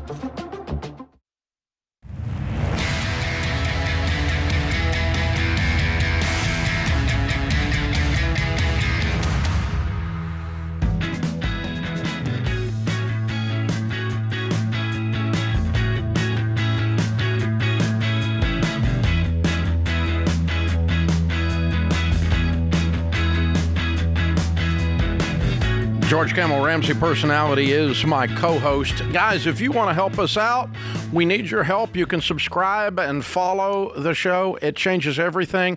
Leave a 5-star review. It helps a bunch. And click the share button or share the fact that you listen to this show. Just tell somebody. Or click a link and send it over. It helps a bunch if you do all of those because it pushes the show forward in the algorithms and causes people to listen, and then they can decide for themselves if they like it or not. Some do, some don't.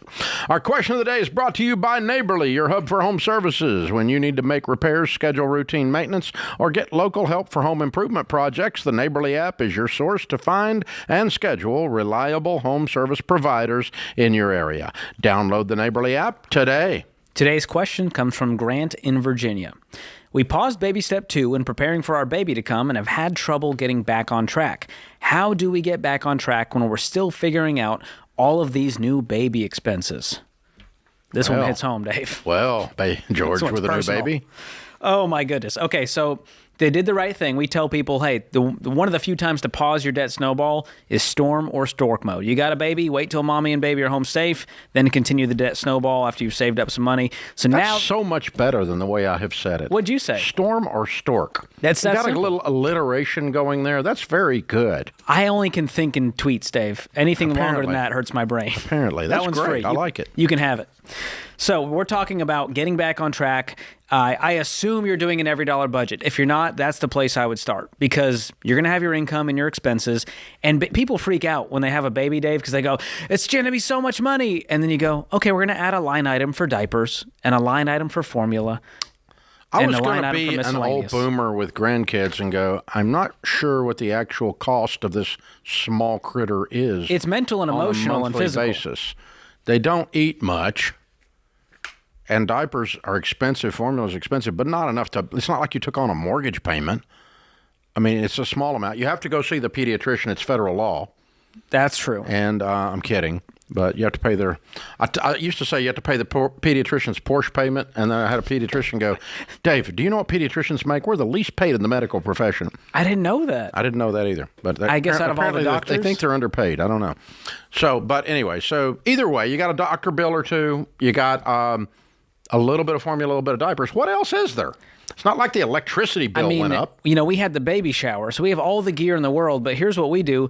We get hand-me-downs from friends that have already been through that phase, and we have so much stuff just from friends. So if you're not a part of a local church, get plugged into community, ask your friends, post on Facebook. I would not be buying all this baby stuff when you're not going to use it for long. So that's a little money hack for you right there. Yeah, but list it out. I guess it's like a lot of categories in our life. There's wants and there's needs. Okay, the need is food, shelter, clothing, diapers, formula, warm place to sleep. Okay, the want could be a $55,000 redo of the nursery. Yep, or the $1,000 stroller, which we may or may not have bought, Dave. Well, that's been happening. I can say that the Ramseys might have participated in this trend too, but we had the money. Yes. And we're not calling up somebody about your budget being tight. That's the key here. That's different. So if you're calling up somebody about your budget being tight, buy the $1,000 stroller at a garage sale for $5 from the guy who just went through the last kid and doesn't have a friend to give it to. Exactly. And that's where these folks are at. They're in baby step 2. They're trying to pay off the debt. And so I would be scrimping and borrowing and scratching and clawing to not spend any new money. And for the things that you do have to spend on, add a line item, and then you might have to sacrifice in other categories. Hey, we got to cut a subscription, but it's not, cut the gym membership. But it's not hundreds and hundreds of dollars a month. Trouble getting back on track. No, you're just being lazy. You shouldn't have the mathematically trouble getting back on track after a baby's bullcrap. That's what we're saying. I'm calling BS. Right. I think there's probably you're tired. Emotional. So it's convenient spending. You're not sleeping much. Yep.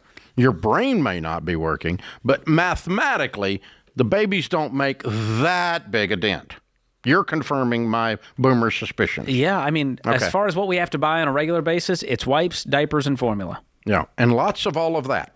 Because a lot goes in, a lot comes out. There we go. I am shocked, to say the least. That's basically their job, is to consume and expel.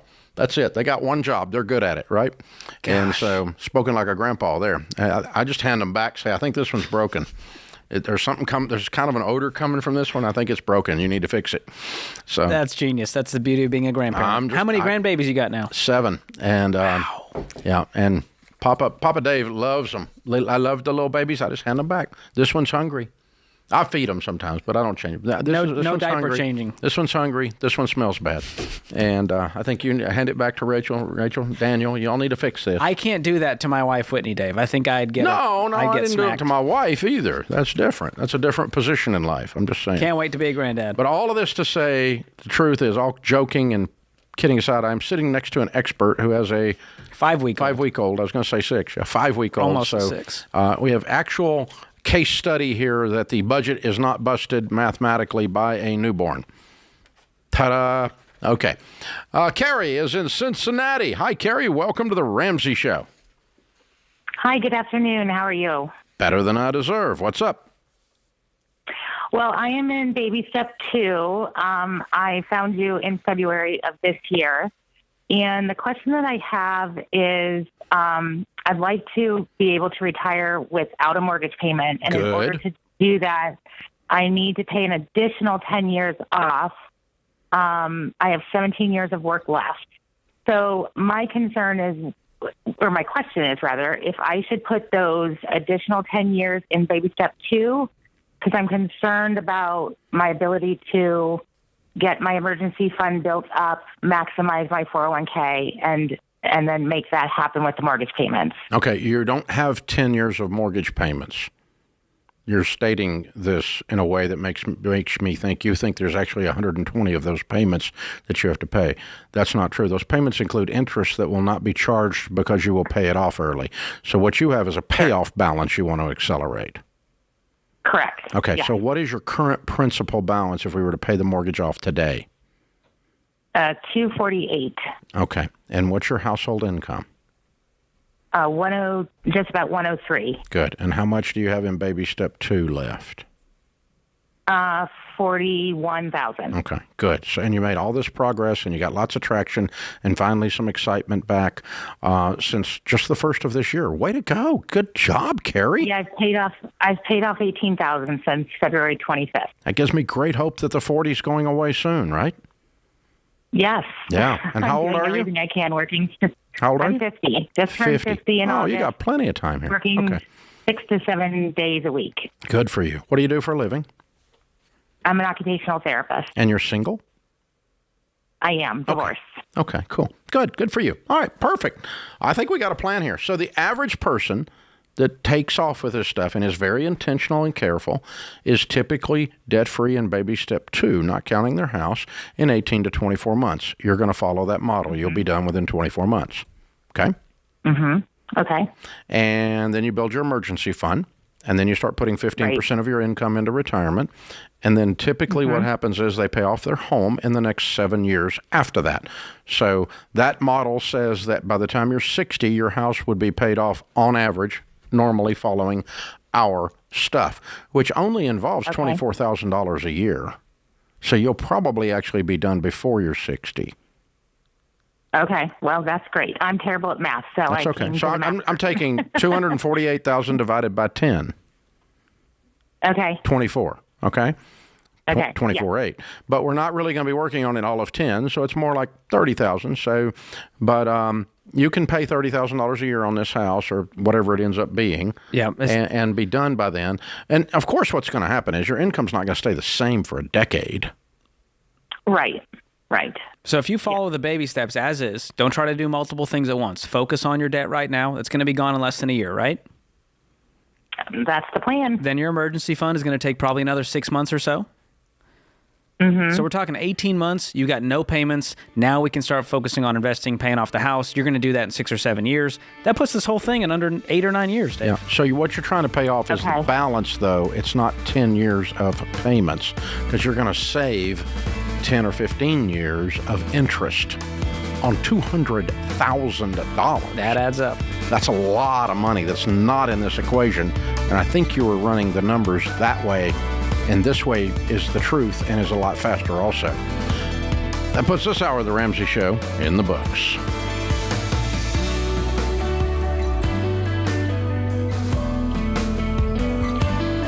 Dave here. You can find all of our shows with the Ramsey Network app on your smartphone. It's the only place to listen to the entire back catalog of episodes.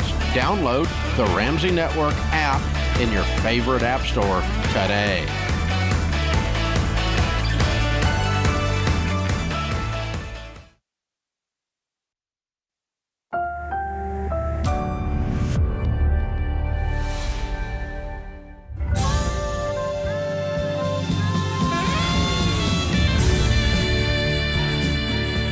Live from the headquarters of Ramsey Solutions, it's the Ramsey Show, where we help people build wealth, do work that they love, and create actual amazing relationships.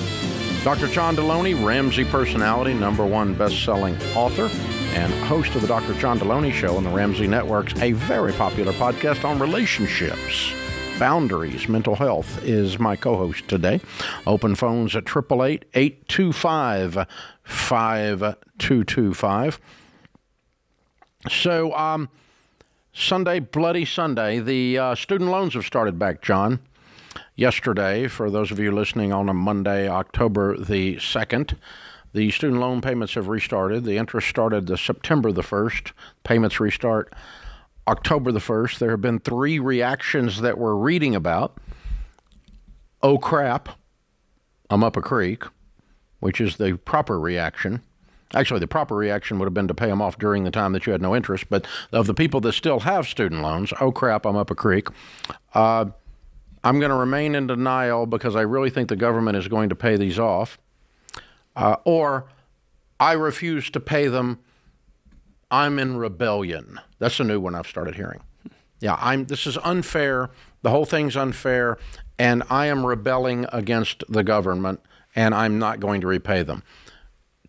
Which is the most humorous of the 3 as far as I'm concerned, because you understand that they have your Social Security number, and you understand that all of your tax returns are going to go to them, and you understand that they know where you live, and you understand that the government has almost unlimited power. They can garnish your wages without even taking you to court on your student loans. They don't even have to go through due process. I'm not sure that's constitutional, but they will garnish your butt without even asking you or the courts. I remember during COVID when I got your rebellion. Hold my beer. I got the the mystery check deposited in my account, and I remember thinking, uh-oh. If they can put money just in my account, they could just take it out of my account. Yeah, there's a novel idea, baby. Yep, they're coming for you. You got to pay your bills, man. Got to pay your bills. That's as our friend Les Parrott says, ignoring something like this has a high rate of resurrection. Correct. So this stuff comes back to haunt your butt. That's what happens.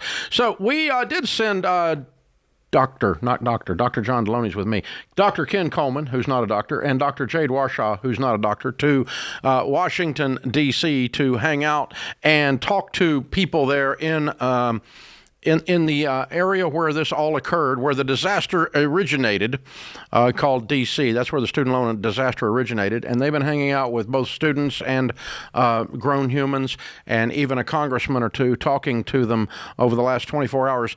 Hey, guys, welcome. Hey, thanks for having us out here, Dave. This has been great. So what's the word? I think I want to add What's the word on the street? I think I want to add a fourth narrative that we're hearing here, which is there's a problem. We've made our bed. Now we've got to lay in it. And not only that, but what can we learn from it going forward? And, Ken and I have talked to we talked to a couple of moms yesterday who had kids that took out student loans, and their degrees did not ROI the way they thought they would. And so now the conversation is honestly starting to shift towards what are we going to do going forward to make sure that more students don't end up in this situation, to end up, to where we can fix this for good, even if the government doesn't do their part, right? Yeah, we've got to be talking to the American people, and we are at Ramsey Solutions, about avoidance. There's a cultural message, Jade, Dave, and John, you guys all know this so well, that's been going on since the 70s, that said that a college degree was the best way to success, in some ways almost guaranteeing success. And the reality is we know that it's about hard work and great effort, tremendous attitude that helps you get ahead in your professional life. And so now we've got to be able to ask ourselves, is a college degree necessary? Certainly if you're going to be a doctor or a lawyer, that's got to be the path. But as we see in today's world, you can have a wonderful career in technology without ever darkening the door of a college. So there's two questions that we teach the American people. Is college, a degree, the only way to do that work that you want to do? Or is it the best way, meaning giving you a clear advantage? And if that's the case, then do it. But if not, here's the great news. And we know this, Jade. Yeah. There are a whole lot less affordable ways to get there and a whole lot less time consuming. So that's part of it. We at Ramsey Solutions, Dave and John, we want to keep people from falling in the river. Yeah. So let's stop that from happening. And that's really a big part of the student loan crisis. And not only that, Ken, but I think what we're doing here on the ground, which is really pulling back the veil and telling people a story, real people, not just us, sitting in the studio having commentary about it, but talking to real people. I got to talk to a woman off the record yesterday, and she was probably, I'm going to guess, in her 60s. She started with $12,000 of student loans coming out of college, and over the last 25 years, that has grown to $100,000 because she's just continued to take whatever plan, the government would offer her to have the lowest payment possible. And I think that that's really a picture of what's taking place now. Obviously, again, the government is offering these plans, and students are going, yes, this is great. Maybe 20, 25, even 30 years down the line, I'll have forgiveness. But the young lady, or I should say the mother that I talked to yesterday, was a picture of how that may not be the case, and how such a small balance can really grow into something that's quite overwhelming. Dealing with this up front, John, is absolutely mandatory. Just taking it head on. Yeah, I mean, you mentioned it with what Dr. Parrott says. This stuff will circle back around on you, and you can wait and you can wait and you can wait, and you will end up paying what we like to call a soul tax. You're not going to sleep. Your body would be failing you if it let you sleep. Your body would be failing you if it let you have great, deep, intimate, close relationships while it is terrified that the next shoe's going to drop. And so you're choosing 25, 30, 35 years of having a life without peace in it for $12,000. That would have been a hard year. That's right, John. You knock them out. Something I want to add to that, John, is, we're seeing that. Yesterday when I talked to Ariel, a lot of people are taking these plans thinking, well, there's forgiveness. It says in the fine print that the interest that is accrued will be forgiven. So a lot of folks are thinking, if it's going to be forgiven, I probably won't even see it accrue. But we're finding that, no, you will see that interest accrue. And John, to your point, what that does emotionally, to see your bill go up by thousands of dollars every month, every year, that's got to weigh incredibly heavy. And for that reason alone, you should go ahead and knock out these student loans, not keep them around in your life, right, Ken, as a pet for the next 20, 30 years. But hey, here's an important thing I think that all of us just kind of had the veil ripped off our eyes over the last several years. If the government called and said, hey, I got a plan for you. I know you're over your head. Here's a plan. My instant default setting, and Dave, you might roll your eyes at this and call me naive, but my default would have been to trust. Not mine. I think we all have to realize the government does not have our best interest at heart. It has their best interest at heart. This is a money-making scheme for them, and it keeps people wrapped up for decade after decade after decade. Pay these things off, get them out of your life once and for all, and you become the director of your life. Jade and Ken, good work there in D.C. on the street. We'll see you when you get home. God bless, safe travels. This is The Ramsey Show.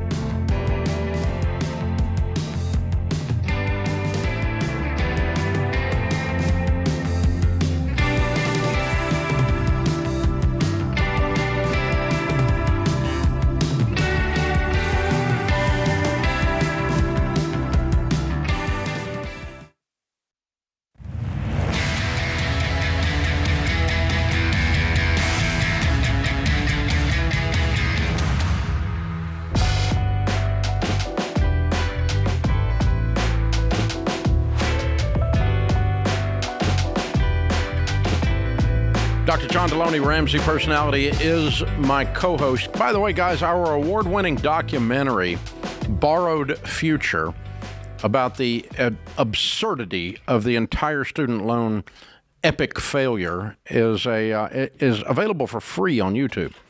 You can watch it other places and pay for it, but it's free on YouTube. So go there and check it. You can also probably check it out on Ramsey Solutions. I imagine we've got it on the website. But either way, Borrowed Future. Oddly enough, Dr. John Deloney is one of the guests on the documentary back when he was in higher ed. We interviewed him before he was a Ramsey personality. So that's you didn't know that was your interview for the new position. I did not know it was a job interview. Y'all have an uncanny way of interviewing you without you knowing. But I do think it's without applying. You know. I do think it's important to note. I mean, when we look at what's happening today. Y'all called this back in 2019 when you made the documentary. Y'all called it. This is we see the train coming, and it's going to hit us, and it's on its way. Yep, for sure. Kinsey is with us in Tacoma, Washington. Hi, Kinsey. How are you? Hi. How are you? Better than I deserve. How can we help? So my husband and I have been on your plan off and on, but we are. We've paid off all our debt at one point, and then I was stupid, got back into it. But we're like scorched earth, really, really on this plan to get out of debt. And one of the driving forces is we want to cash flow our kids' college. Well, and this is like the perfect day listening to all of these kids adults having to pay for college again, all their stuff. Anyways, I have told my kids, I have a 21, 19, and a 17-year-old girls, and I've told them since they were in middle school, we will pay for college, but you have to live at home. And you have to go to a school that we approve of. You have to have good grades, but we will cash flow your school. We're not doing that. We have been very transparent about the struggle we've had with debt, the night, the sleep that we lost, everything like that. I did the same thing. Vocal. I did the same thing except the live at home part. Why do you add that? You have to live at home. Because I don't pay for other people's rent. So where I live, there are so many colleges within 20 minutes of our home that there is no reason for you to not live at home. Okay. So it's your money and those are your rules. What's your question? So my daughter refuses to stay home and go to school. She wants to go to a state school, but she wants to go to WSU, which is over in Pullman, which is 6 hours away. Cool. And they require you to live on campus, and you have to have the food program, which is about $2,500 to $4,000 a year. So she's opting out. Hold on. This is very simple. She's opting out of your rules. She opted out. Yes. Yes, and it's very difficult for me. Absolutely, and I've dealt with my entire career has been spent sitting with parents, and you drew a hard line, a very hard line, and you very clear line. This is the way this is going to be, and she said, "Cool, I'm going that way." And so the other side of a very clear, very firm, hard line is other people can say, "Well, then I don't want anything to do with that boundary." But that doesn't obligate you to pay. No, it doesn't mean you she did the gets wrong none of thing. your money, right? No, I said I would help with some groceries. No. She gets none of your money. That's the rule you set up. None of your money. Yes. No, But she it's opted out. But it's like it kills me when you see your kid running into. It's really heartbreaking to watch people you love do stupid butt things, but you don't get to vote anymore once they're adults. And the same as if your parents started spending their money and they were in their 80s, and it's heartbreaking because they keep sending money overseas to somebody who cares about what I mean. Or your best friend buys $100,000 worth of crypto because he's an idiot. I mean, you can't stop him from one doing of the it. hardest things is when you love somebody and they're doing hard things that are not going to be good for them. And so also if she signs up for all of these loans and things because she has nothing saved, she is not doing She has to pay them back. She's making a choice. Do I have No, you're not liable. Paperwork? You're not liable. Don't sign anything. I refuse to participate in your insanity. I love you too much to buy your cocaine. You're an addict. Okay. She opted out. See, she thinks, this is the reason we're being so strong on this. I know what she thinks. She thinks you're going to give her money anyway. And I can't. I have two other girls that Doesn't she? I stopped. Does she think that? She does think that, but Yeah. I have to hold true because my oldest moved out, so we stopped school. Yeah. Our middle one is staying home. We're paying for school. Yep. So we have to stay true to what we've said. It's unfair to the other two for you to not have integrity. Correct. Zero help. Now, listen, the one thing I have learned, and I think it's the hardest stage of parenting, is being a parent to people who are grown up. Because they're allowed to vote now. I can't tell them what to do anymore. I can't use my dad voice. It no longer works. I can only use it on the radio on a listener, but I can't use it on my kids. But that doesn't even work there, actually. But I can't use my dad voice anymore. Not even the dog listens to my dad voice anymore. It's just gone. I lost my dad voice. It goes. I have to use persuasion with everyone now. And so my grown kids get the exact same approach when I disagree with them that one of my good friends would get. I either just stand back and watch and hold my nose, or I sit down beside them and I go, I love you. And I've got some ideas here of some dumb things I've done in the past, and it kind of looks like some of the stuff you're thinking about doing. Would you like some advice from an older, wiser friend? If you say no, then I have to shut up. But if you say yes, I'll give it to you. And you have to go at it, like I've got a friend, I've got friends my age who have grown kids that are in their 30s and 40s. One of them called us the other day and said, hey, we have teenagers. You raised 3 great kids. Can we take you to dinner? We want to ask you how to do that.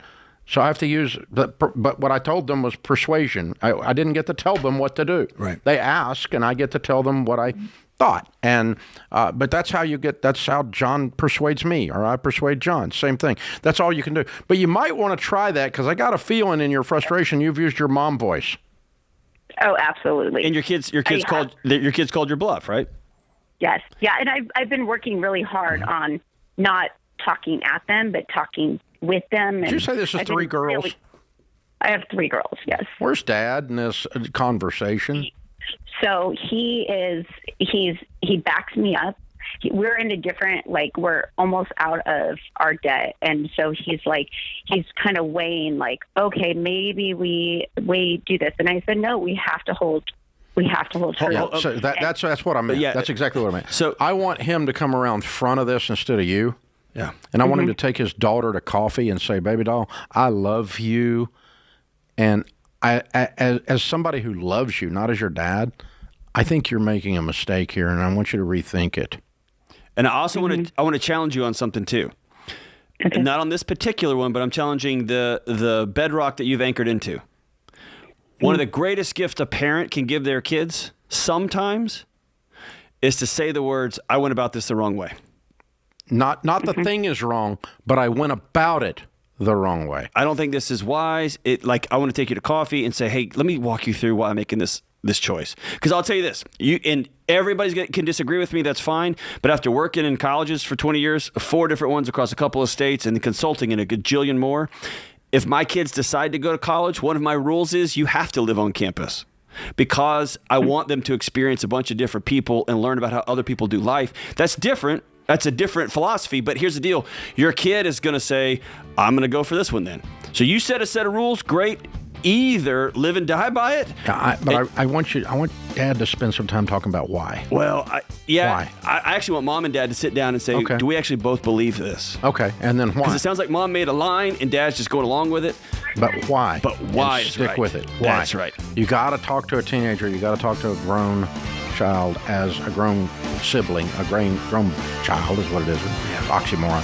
As an equal, and talk about why. Yeah. Here's why I believe this. Here's why I'm trying to talk you into it. This is the Ramsey Show.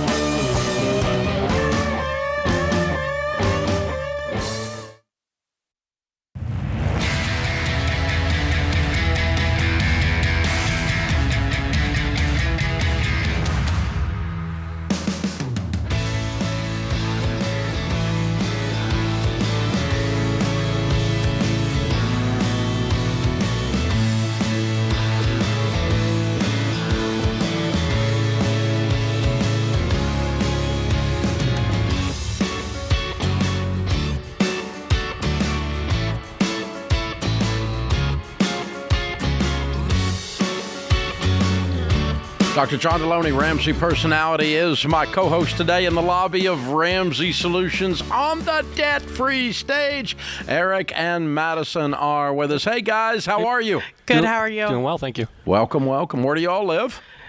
Dayton, Ohio. Oh, good. Good to have you in Nashville. How much debt have you paid off? $66,026. Good. How long did this take? 2.5 years. Good for you. And your range of income during that time? $90,000 to $105,000. Very good. What do y'all do for a living? I'm a teacher. And I'm a warehouse operations manager. Okay. Very good. 66 in 2 years. Y'all are cooking. Yes, Way sir. to go. What kind of debt was that? Normal. Credit cards, car loans, student loans. Oh, wow. 9 credit cards to be specific. Okay, so $33,000 a year, basically, or $30,000 a year, roughly. A little more than that. A little more than that, but we'll get there. Okay, all right. So, what started all this 2.5 years ago? Well, I was in a hospital bed with some complications from COVID, and the entire time I'm laying there, I'm thinking, how am I going to pay for this? Because her credit cards are maxed out. This was before we were even married. Mm-hmm. Her credit cards are maxed out. I'm laying there not knowing how we're going to pay for it, and it gets to, we get the bill, and it was only like $300, but we couldn't cover it. So I had to ask my parents for help to cover a $300 medical bill.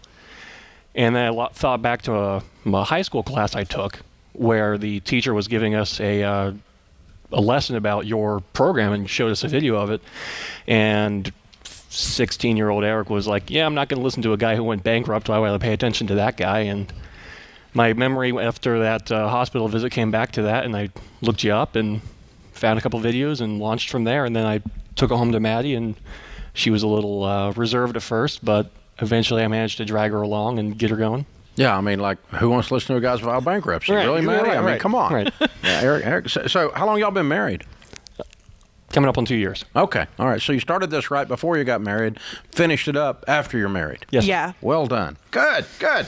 Who was the person in your relationship who loved them some credit cards? Oh, yeah, that's true. That's you. So, usually when you have 9, somebody has a relationship with them. Tell me about them. Yeah, so I am a teacher, and I taught in inner city in Cincinnati right out of college, and you don't make a paycheck for 6 weeks, which no one told me. There's a nice piece of information For to have. sure, yeah. for sure. So I moved to Cincinnati, had rent, didn't have money, needed groceries, didn't have money. Someone ran into me, had to get a car, didn't have money. So one thing led to another. My dad was like, I already helped you through college. I'm not giving you any more money. And so, a few credit cards later, there I was. Yeah, okay. Wow. And then along comes Eric and watched this guy in high school. Yes. Yeah. And by the way, he was laying in a hospital bed during COVID doing nothing. And yeah. but he's got a lot of opinions. But he had his, all right, what I'm doing's not working. Maybe somebody else has a plan.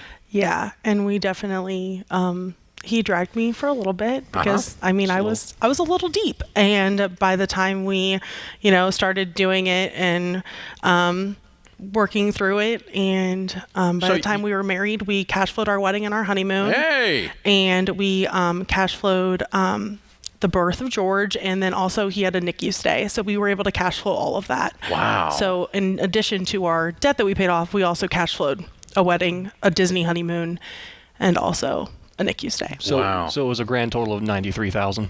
Okay. Oh my gosh. Yeah, there's a lot going on there. Yep. You guys have been very diligent then. Real tight budget to make all that happen in that period of time. Yeah, a lot of no's. A lot of no's, mostly from me.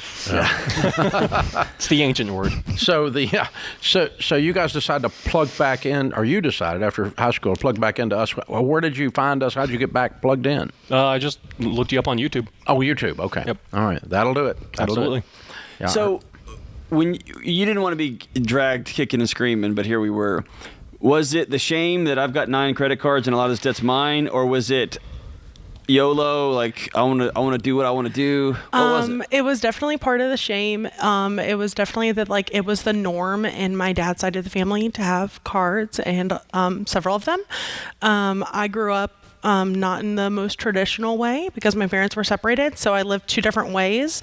So, you know, it was one of those things where I was like, okay, what they did didn't work, and how can we make sure that our family is set up for success? That's such a magical transition when you can say, hey, okay, this path that I want to take hasn't worked. Maybe there's got to be another one, right? Yes, for sure. And what was your most challenging marital moment? Currently, we don't actually live together right now. We are kind of like married people that are dating, which everyone looks at us like we're crazy. Our lease was up this summer, and we thought we'd buy a house. We tried, had a ton wrong with it, so we backed out before we got too far in. And we have all of our stuff at his parents and at my grandmother's.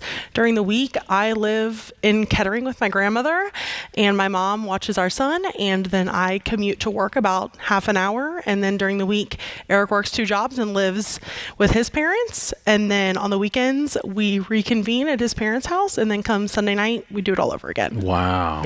When does this end? Hopefully May. Hopefully. Okay. Wow. That's the hope. Because we're wanting a house, and the market is insane, and what we have right now just isn't going to warrant us a home that is going to be what we want to raise our children in.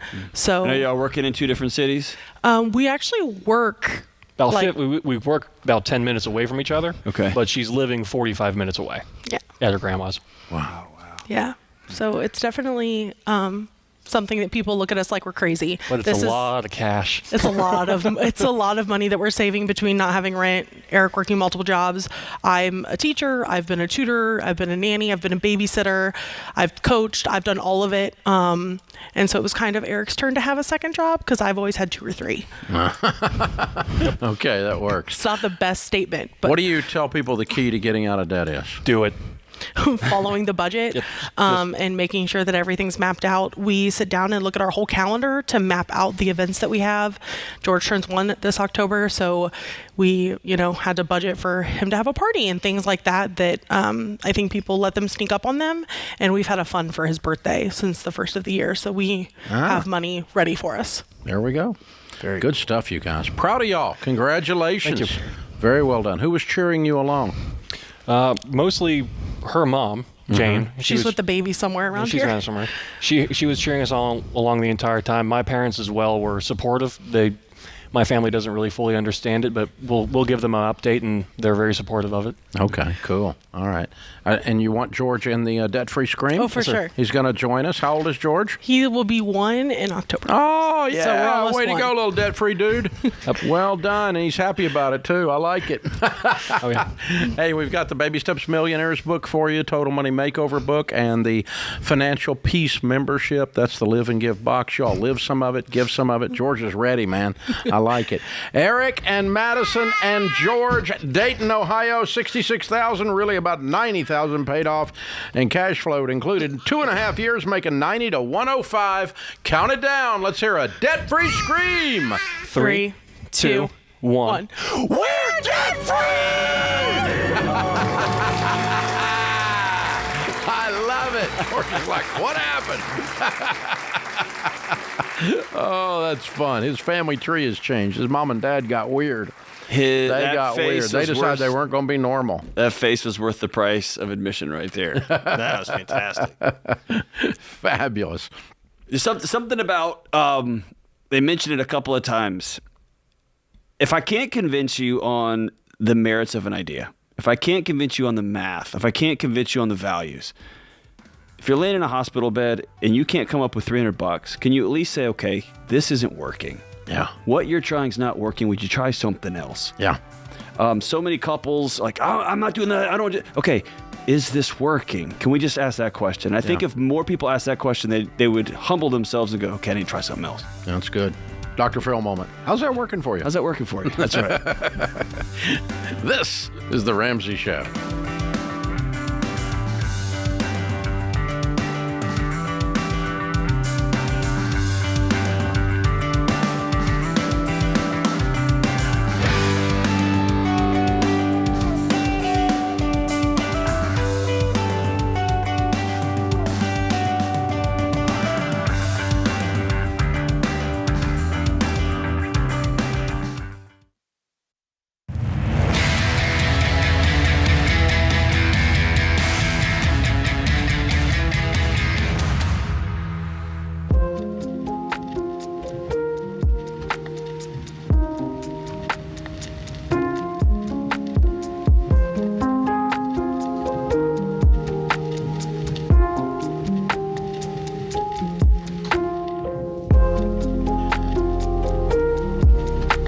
Our scripture of the day, Psalm 37:40. And the Lord shall help them and deliver them. He shall deliver them from the wicked and save them because they trust in him. Ronald Reagan said, the most terrifying words in the English language are, I'm from the government and I'm here to help. I think we're referencing the old Joe Biden debt forgiveness program here that the Supreme Court said he's not allowed to do, which he's a lawyer. He already knew that. It has to be an act of Congress. You don't get to control spending when you're the president. It has to go through Congress. That's how that works. Sorry about that. The Supreme Court caught up, and now you guys have to pay your payment. Ouch. But we're here to help you any way we can. That's what we're doing. Tomorrow, in the next few hours, actually, the sale will end, the pre-sale will end on John Deloney's brand new book because it comes out tomorrow. For those of you listening live, you know that this is October the 2nd, and October 3rd's launch day. So that's Monday or Tuesday, right? So Monday, if you go by midnight tonight to RamseySolutions.com, you can still get Building a Non-Anxious Life for $20 and get the ebook, the audio book, and his talk instantly, Smoke, Fire, and Freedom. All of them will come to you tomorrow. Well, we'll ship them tomorrow anyway. They'll start getting the stuff by email and the links and the downlinks and so forth till then. So, hey, check it out. It is the time to get this book. It is the last chance for you to get it with all of the assets. And John, we've kind of been talking throughout the 3-hour program today about the student loans restarting and the anxiety around that. But there is a whole lot of different categories of anxiety that are just running rampant in our culture today. And I guess it's the different sources of the anxiety. Well, there's different sources, right? That could be work-related. They could be relationship-related. It could be finance-related. It can be any number of things, calendar-related, stuff-related. But I think much of that difference has more to do with how you were raised, the stories you were told growing up, your genetics. I think there's a cocktail there. So the way I like to explain it is, if you and I have a house with a basement in it, and your basement is full of motorcycle repair gear, and in my basement, it's full of a candle making shop, and I make candles, a fire might send your house to explode, and a fire might burn mine to the ground, and it would just melt gently, right? The same fire would cause two different reactions in our houses based on, our genetics, based on the way we were raised, the tools we have in our toolkit to deal with it. Mm-hmm. And so some people may struggle with social anxiety. Some people may struggle they just feel anxious all the time. Some people might gear up and want to fight everybody, and some people want to withdraw. And so I think one of the challenges is we've created this diagnostic culture that wants to label all those individual things. I just want to look at the fire. right? Let's deal with the fire. It is important for researchers to dig into those basements and figure that stuff out. But for most of us need on a regular basis to deal with the fire part of that equation. And all of us can deal with the fire part. So George and I had a caller that said, I can't, I have to deal with all the money issues because my husband has anxiety. False. And I told her, and you need to correct me, you can do it in front of everybody, but I told her that him not being involved and taking control proactively with her of the whole situation was increasing his anxiety. 100%. If he gets anxious around money, for some reason, and we could pull it apart for a couple of years, his body has put a GPS pin in money, and it sets off his alarm system. And every time he avoids it, every time she takes it from him, his body actually wins. It got what it wanted, which was not to be around that threat. So it reinforces that thing and makes it stronger. And if he tries to lean in on his own, it will ring louder and louder and louder and louder. And so the challenge with anxiety is the only way to heal from it is through it. You got to go through it. You got to deal with it. And when you sit down with a therapist to get over something you're anxious about, that's one of the most tried and true things you can heal from. It's the exposure old country therapy. Song, if you're going through hell, keep going. Yeah, it's exposure therapy. They're going to walk you through it step by step until your body quits reacting to it. And then you got to deal with the actual issues. But yeah, you're right. Every time she takes it from him, his body goes, Well, my case was, and I don't know if this was correct, but my case to her was ambivalence is more stress-inducing than knowledge of an actual boogeyman's details. It could be. It could be. But what I don't want her to do is to run and be like, you got to do the budget now, I'm out. Oh, no, I didn't do that. No. It is, she's got, no, I'm not saying, I don't want that to be her response. No, I didn't, yeah. Because people, here's the deal, anxiety's real. Man, and I got buried by it. It's powerful. And often it's when I don't want people to walk away. What I'm saying is, it's just an alarm. Just get over it. Just go through it. That's not how that works.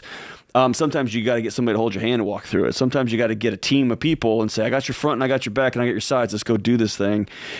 But you've got to make your way through it. But the fact that in their case, the financial problems are stacking up. They're getting worse. And there's no light at the end of the tunnel. That's not an oncoming train. He's got to know that down in his soul, just walking into the house. His amygdala knows that home's not safe, their finances aren't safe. He can smell it in the air. And I promise you that level of challenge going on, there's something else going on in their relationship. There's something else on the foundation of that home that is causing it to lean over. Well, he's working in the oil field. He's just going to work, getting a check, going to work, getting a check, going to work, getting a check. Just good old boy. Yep. And working his butt off, probably. Absolutely. Probably a great guy. Yep. But she's carrying all the emotional weight and strain of the household. Yes, and the lie that a guy like that's told is emotions are for her. You were made for shoveling. Y'all get out, and both of you have to shoulder both of those loads. And we're finding out now. Okay, I don't have a toolkit for sitting with my wife's emotions and feelings. I don't have a toolkit for saying what I feel out loud. I need to learn that. She doesn't have a toolkit for this level of work he's putting in. She's going to have to learn that. So that's the work they've got to do. Yeah. But someone told him along the way, if he just says, I've got anxiety, I can't look at it, then that gets him out of it. And it probably has gotten him out of everything growing up because we have a culture that says, if you have a thing, we're going to give you a pass. We're going to make the path easier for you. We're going to clear the deck for you. We're going to go into the weight room, take all the weight off the bar, and that will keep your muscles from hurting. And that actually works. It does. But nobody gets any stronger. You never find out what you could do. You never find out how far you could take this thing, how deep your relationships could be, how healthy and well and whole you and grandkids you'll never meet could be because we cleared the path so far for each other. Yeah. We got to change the way we address some of these problems in our culture. Well, I got on my hands, I was just messing with it. I've got calluses from cutting trees and fooling with stuff this weekend that really an old man shouldn't be doing, but I did it anyway. Had a lot of fun with it. Chainsaws are fun. And so, but that comes from the stress. Yeah. Of the physical stress in that case of holding that thing while it's vibrating going through a tree. And when you first hold it and you hit into that tree and you get that first kickback, yeah, it hurts and your body says, hey, let's put this down. But if you keep going, you keep going. It's a tremendous sense of satisfaction. You get stronger. You solve a problem. You get the calluses. And then the next time you pick that sucker up. It's a toughening. Yeah, it is. Is what it is. It's fire. It's a refining process. It's iron sharpens iron. Yeah, that's powerful. That is part of the whole process. You're going to enjoy this new book, Building a Non-Anxious Life. By this time next week, we'll be close to announcing it as a #1 bestseller, I'm sure. Our sales and pre-sale have been astronomical. Thank you guys for your response to Dr. John, to this book, to his podcast, to the first book, which was a #1 bestseller. We appreciate that. Own Your Past, Change Your Future was his debut, and it was a #1. This book is incredible. The 6 daily choices to prepare your life, build your life in such a way that when some anxiety comes, when some stress comes, when a chance to toughen, you're toughened up, you're ready, you've got some things, you got your glass full, so to speak, and you're ready to fight, you're ready to push through the life when it comes at you. It changes everything. That's right. And if you're like me, you didn't have the tools when your body started reacting this way. And this is a toolkit, man. It's a toolkit. It's a roadmap for how to live a better life for you, for your family, and for grandkids that you may never meet. Building a non-anxious life. Tomorrow's launch day. If you want the deal, go to RamseySolutions.com. $20, including $75 worth of add-ons, till midnight tonight. That puts this hour of The Ramsey Show in the books. We'll be back with you before you know it. In the meantime, remember, there's ultimately only one way to financial peace, and that's to walk daily with the Prince of Peace, Christ Jesus.